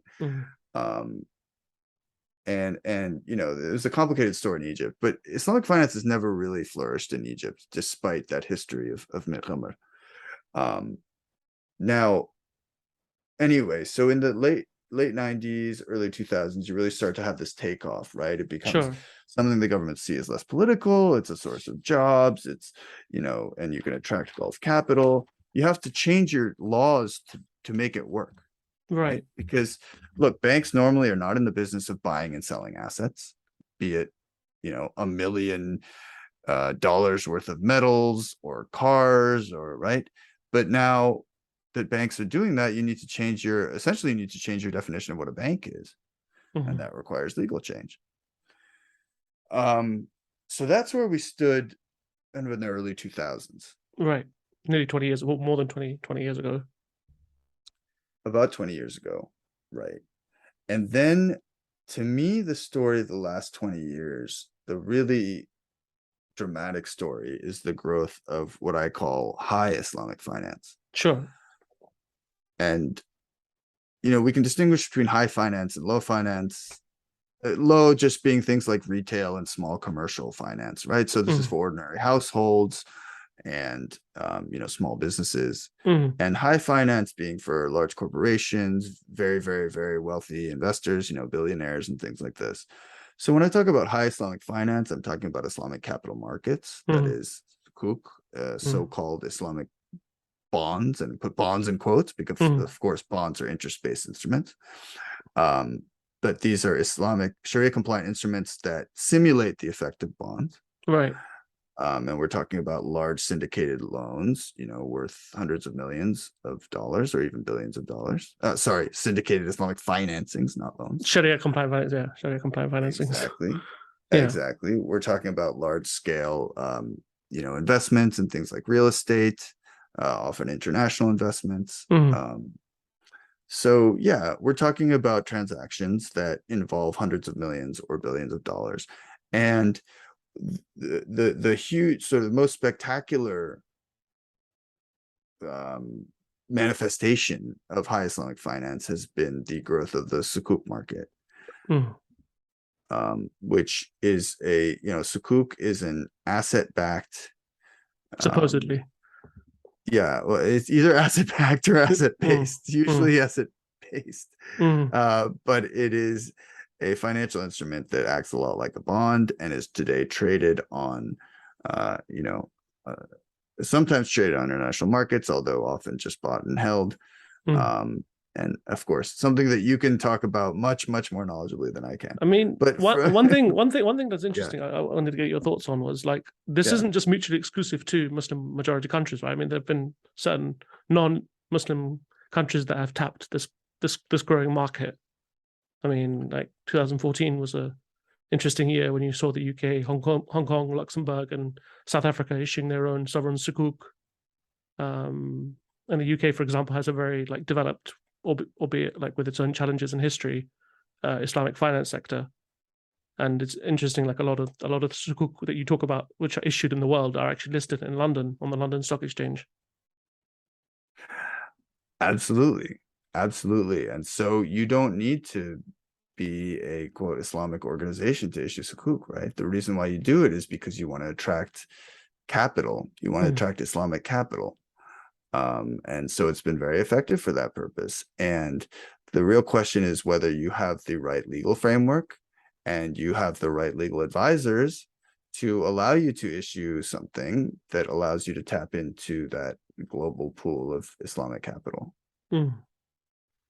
Is So, there, as you said, yeah, go ahead. is there, well, no, I agree with you. A lot of it's like that, but is there, like, there's one thing I wanted to ask you. We've talked a lot about the history of Islamic finance and the political economy and the background and everything, but today, do we have like, it seems from what you're saying, from this conversation, from what you're saying, is that there's no harmonized framework or harmonized set of rules in the sense that what Islamic finance is done in Malaysia may not be, done in say somewhere like Saudi Arabia or somewhere done like in Kuwait. Is there like a body or like a framework that regulates this sort of thing or tries to do improve harmonization? So there's what I would call formal harmonization and standardization, and then informal. Right. So formally speaking, there is the best known organization is AOFI, Mm-hmm. the accounting and auditing organization for Islamic financial institutions. Mm-hmm. Mm-hmm. And that is a multinational organization with a large international Sharia board that sets standards, but these are generally not binding on Islamic banks in any countries. Now, that is starting to change. There are some places, I mean, Bahrain, where AOFI is based, Yeah. the government has generally, the monetary authority has adopted AOFI rules, AOFI Sharia standards, and some other governments are going in that direction. And, the UAE, somewhat controversially, has recently started implementing those. But the simple fact is that you have different systems around the world for what counts as Sharia compliant. Right. And this is partly because you have different national rules. And in Mm-hmm. some countries, you have national level Sharia boards, like in Malaysia, Mm. that have binding national authority on all Islamic financial institutions operating in the country. Mm. But, in other places, you have a much more decentralized system. And Saudi Arabia is a great example where each bank may have its own Sharia board, and the Sharia boards have very famous religious scholars on them, and sometimes they may disagree with one another, and that's just how it is.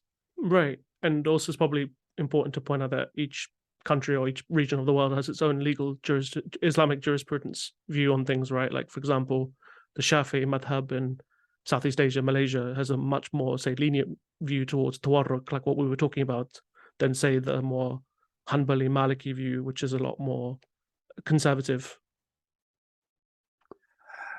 Absolutely. So, as you mentioned, there are four major currently existing Sunni madhab schools of jurisprudence and multiple Shia. There's the largest Shia school is the Ja'fari school, which is predominant in Iran and also among Shia in some other areas. But you also have some other Shia like Zaidi and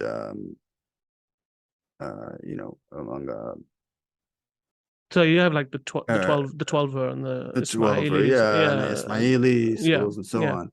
But the four main Sunni and it- madhab are the main, the Hanbali, Maliki, exactly. Shafi, and Exactly, Hanafi because you have the schools. Hanbali in Saudi Arabia and Qatar, and you have the Shafi largely in Southeast Asia, and you have the Mm. Hanafi in the former states of the Ottoman Empire. So we're talking about South Asia, Central Asia, parts of other areas, parts of East Africa, and then the Maliki school largely in North and West Africa. But they all have different views, right, of what is halal and what's not halal.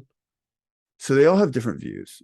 Correct. And often these are sort of methodological approaches to how you solve a legal problem, which can then lead you to have different attitudes toward what financial instruments are viable or not. Right. And often they get at really fundamental legal issues like, can we assume, let's say, take tawarruk, right? Right. If I buy a cell phone on credit and then I go sell it on spot terms, can we assume that I'm doing that just so I can get the cash and use it as a prop to simulate a loan? I mean, once I hold that phone, I'm the holder of the phone. I can do what I want with it, right? You could argue, well, humans can't it may or may not be the case that what I'm going to do is,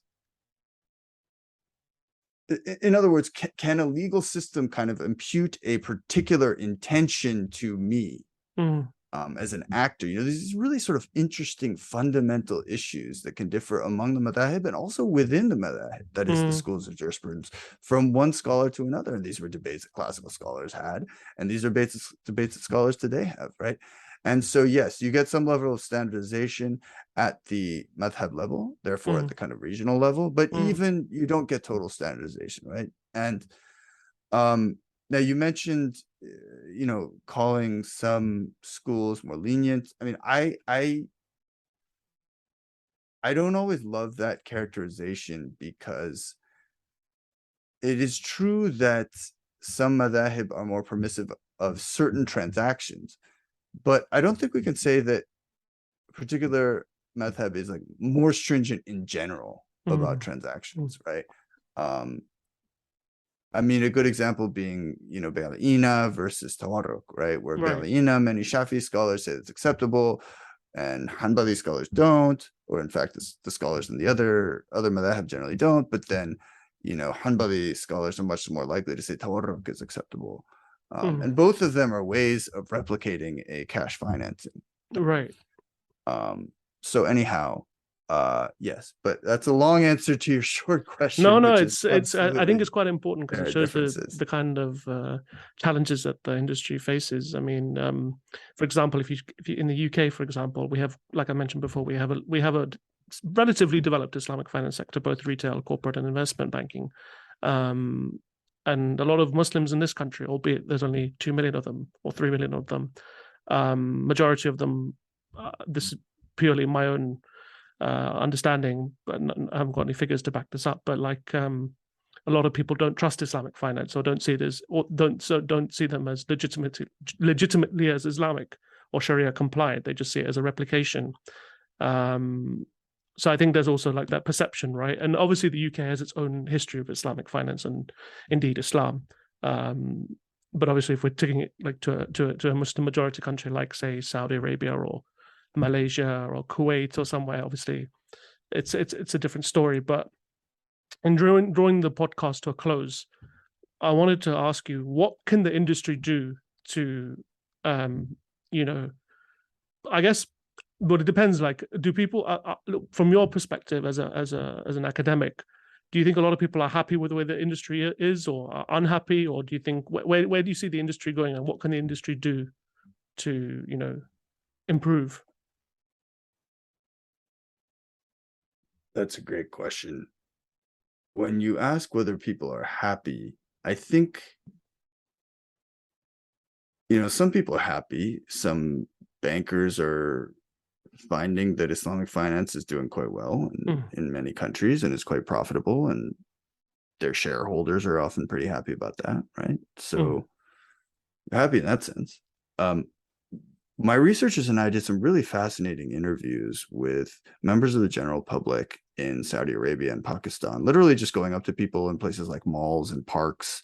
Some of them were Islamic banking customers, some weren't, and just said, hey, what do you think about Islamic banking? What do you think about riba? What do you think about the Shariah scholars that oversee these banks? And it was just fascinating what a diversity of responses we got.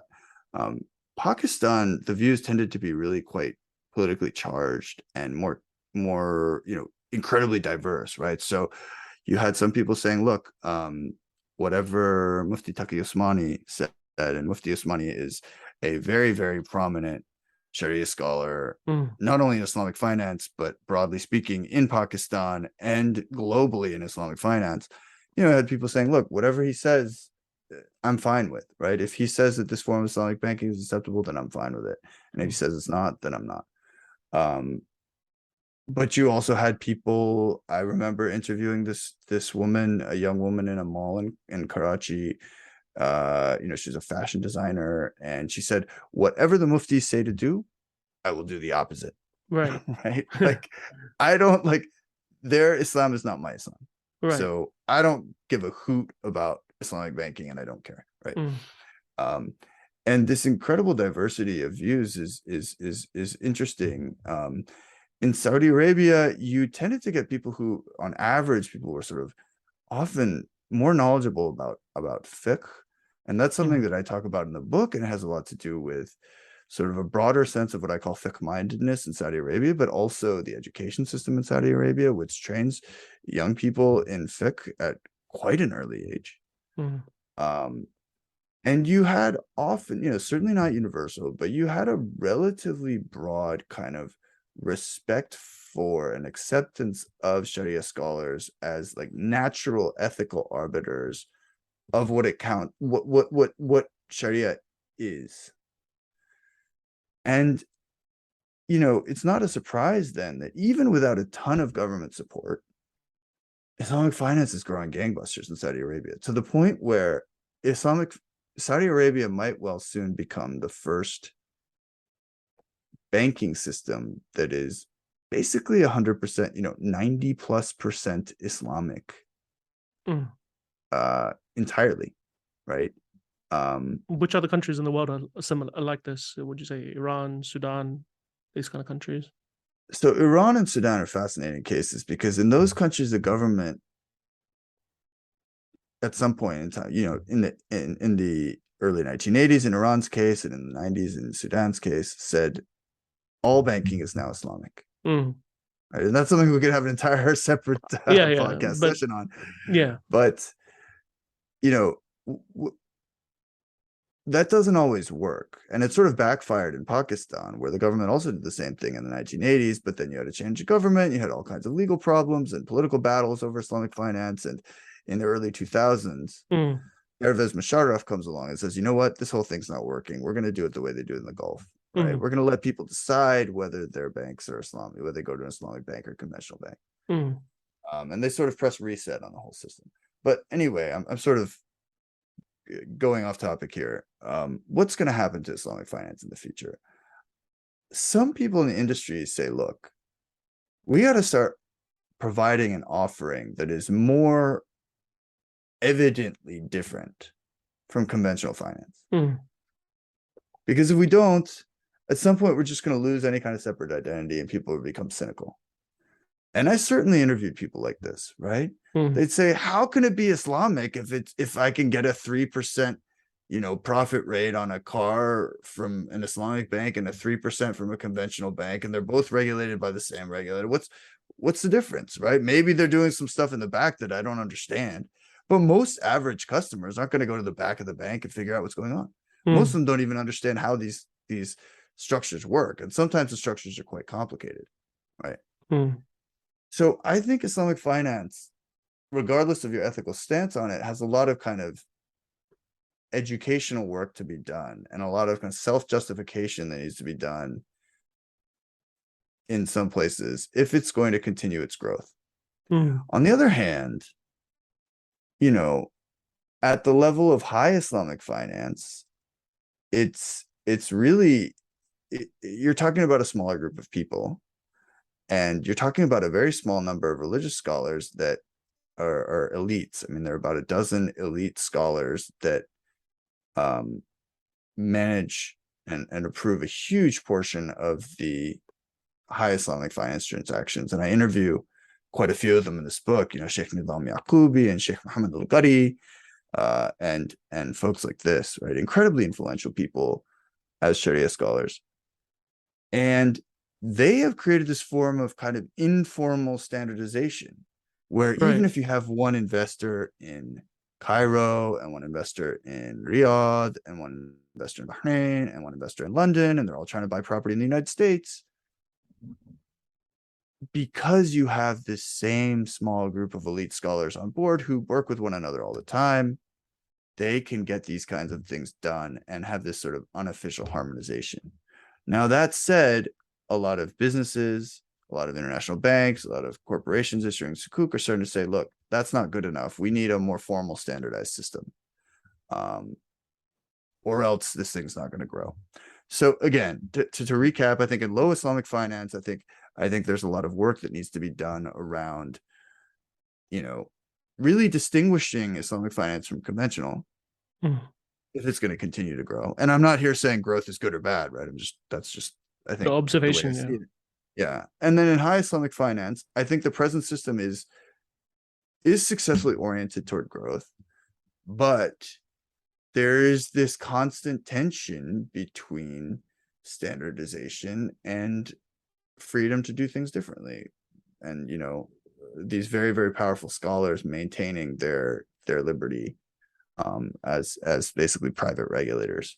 Right. So, I think those two things, the way those two things shake out, will have a huge impact on the industry. And then more broadly speaking, longer term trends. What happens with the oil economy, right? If the shift away from hydrocarbons and toward renewable fuels really picks up steam, then how, does that, you'd have to think that would affect the growth of Islamic finance. Do you see like a convergence between ESG, which is environmental, social, and governance, and SRI, social responsible investing, a convergence with Sharia compliant finance or Islamic finance? So there's some people who are doing fantastic work on this. I mean, one is Blake Good, whom you know very well, and I hope you have him on some issue of your podcast, who is doing this kind of work. I think there's a lot of hope among idealistic people in the industry that Islamic finance can be more than Sharia compliant finance and can be environmentally superior to conventional finance, that it can develop synergies with green finance. But I think it has a long, long, long way to go. I think that the vast majority of investors in Islamic banks and Islamic financial institutions today are looking for a healthy return. And frankly, I think in a lot of the regions where Islamic finance is most prolific, particularly the Gulf, green finance has not yet become a major priority for a large number of investors and business managers. So I think there are some major obstacles there, but I hope you have Blake on to explain how he's going to help overcome them. Because I think there's hope there. Yeah, I agree. I think obviously you're seeing, I think Saudi Arabia and the UAE signed or said they want to be carbon net zero within the next couple of decades. So I think in 2050 or 2060, I need to check, but yeah, I think they pledged to be net zero by 2050. So yeah, no, they're definitely working. Which other markets are you particularly looking at in the future?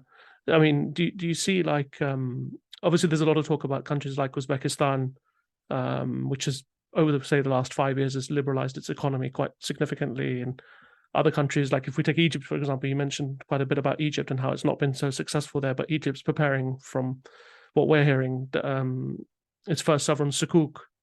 Um, which other countries do you think are interesting to look at going forward?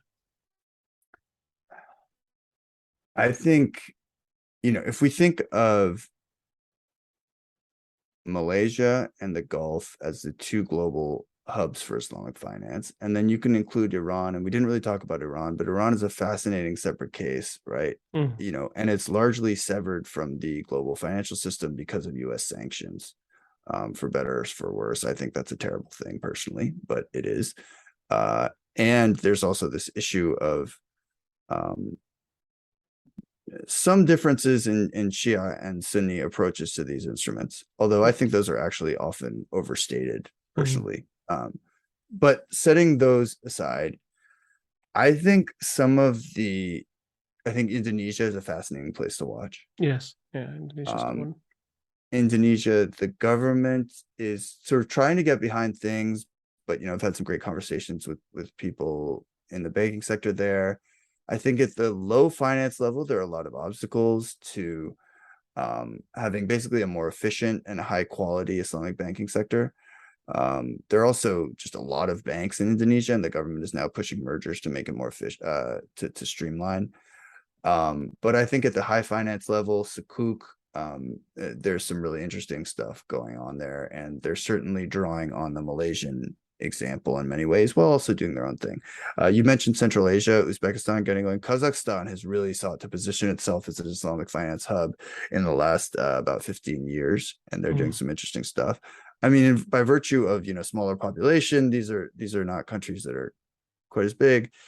I think looking at international financial centers role um, in Islamic finance, it's also really fascinating. So you've got offshore hubs in places like Labuan in Malaysia, mm, the Dubai Islamic Financial Center, Abu Dhabi Global Markets, possibly increasingly in Saudi Arabia, especially under Mohammed bin Salman. There's this competition among offshore financial centers to attract more and more Islamic capital, right? mm, To have the right set of laws and the right set of tax structures and the right expertise to get this going. That's a fascinating thing. And you also have places like Luxembourg that's been in the game for a long time, right?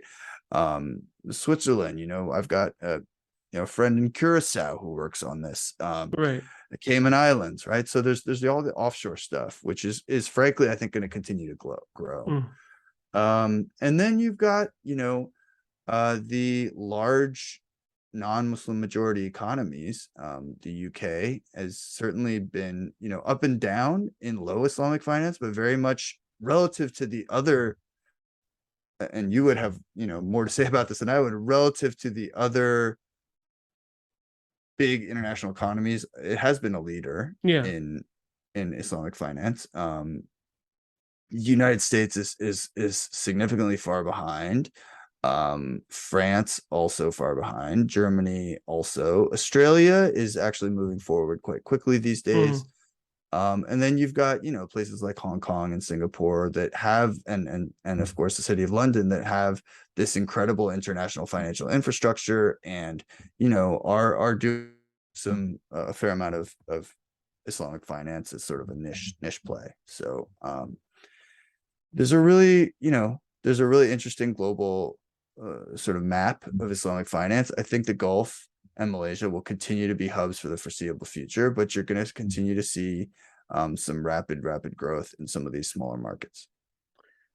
well, this has been a very, very fascinating discussion, and I've learned a lot historically. They always say you can't move forward until you know what's happened backwards.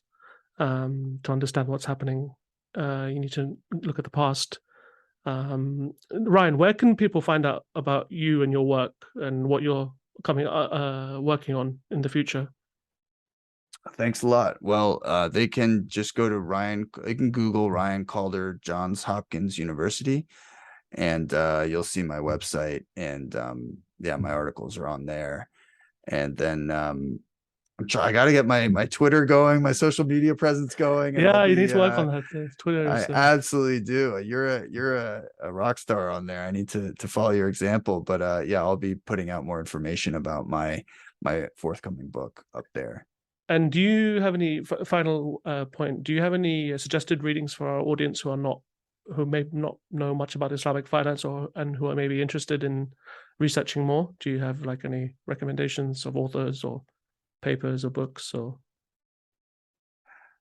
Absolutely. So one book I recommend if you want to get this historical overview and a really wonderful summary of what Islamic finance is and how it works is a book by Ibrahim Warda, Mhm. who is at the Fletcher School at Tufts University, entitled Global. Oh my gosh, what's the title? It's Global Islamic Finance. No.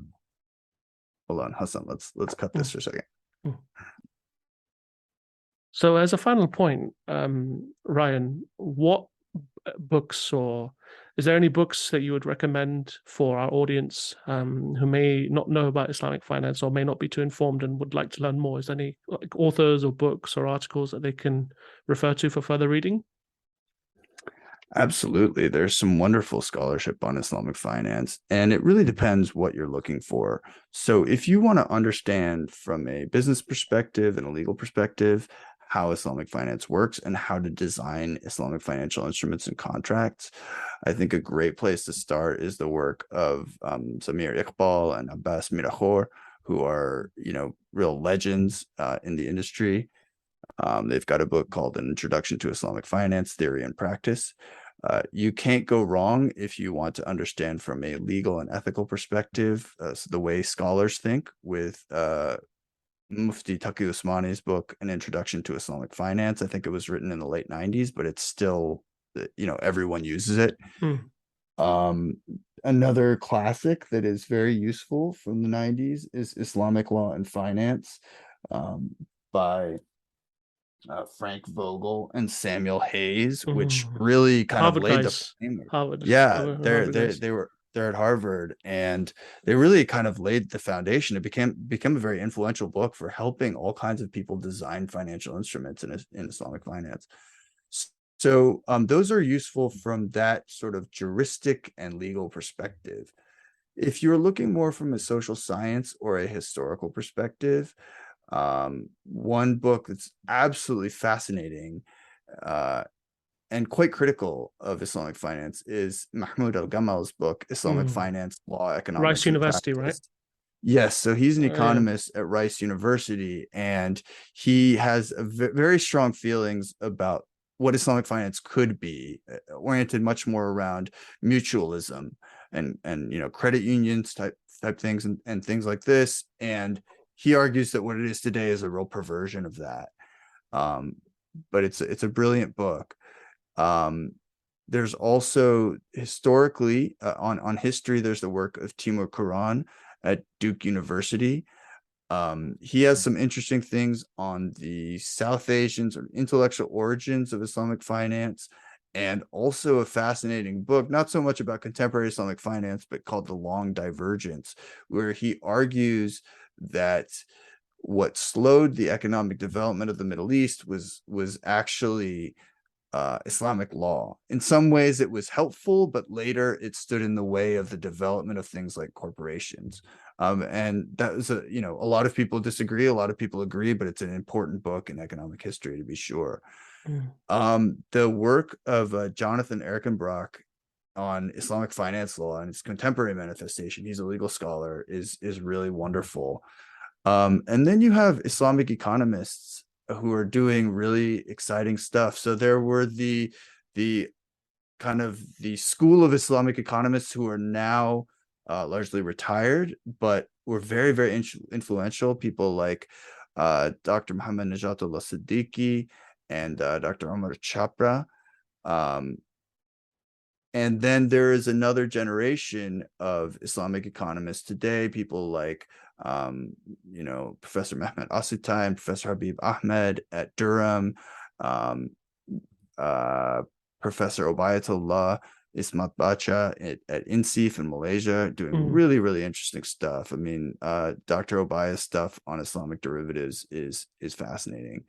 And then I'll just close sort of the school, the group of Islamic finance scholarship that I guess most closely, identify myself with are social scientists that write about Islamic finance, not really from a, from an external perspective, if you will, like here's the way it's developed and here's how people talk about it morally and here's the political economy of it. There's a wonderful book by Professor Ibrahim Warda at Mm. Tufts University, um, entitled Islamic Finance in the Global Economy. You want to get the second edition because it's more updated.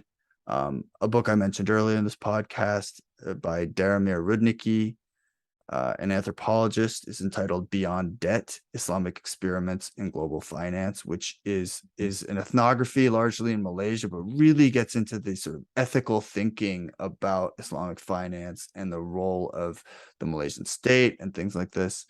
Other people that have done fascinating work, Bill Maurer, who's also an anthropologist, no longer as directly involved, but has written some really important stuff on Islamic banking and insurance. Lena Rethel, who's a political scientist at the University of Warwick. Aaron Pitluck, a professor at Illinois State University. Mm. Julio Paiden in Barcelona, Jikon Lai, just people doing really, really cool stuff on sort of political economy of Islamic finance. That sounds great. That sounds great. Well, once again, this has been a really fascinating and really engaging, and I've really learned a lot here. And I hope the audience have learned a lot here. But yeah, Ryan, really thanks again for coming on this pilot episode. And yeah, look forward to speaking to you soon. I look forward to it. Thank you so much for having me, and all the best to your listeners, Hassan. Thank you so much, Ryan.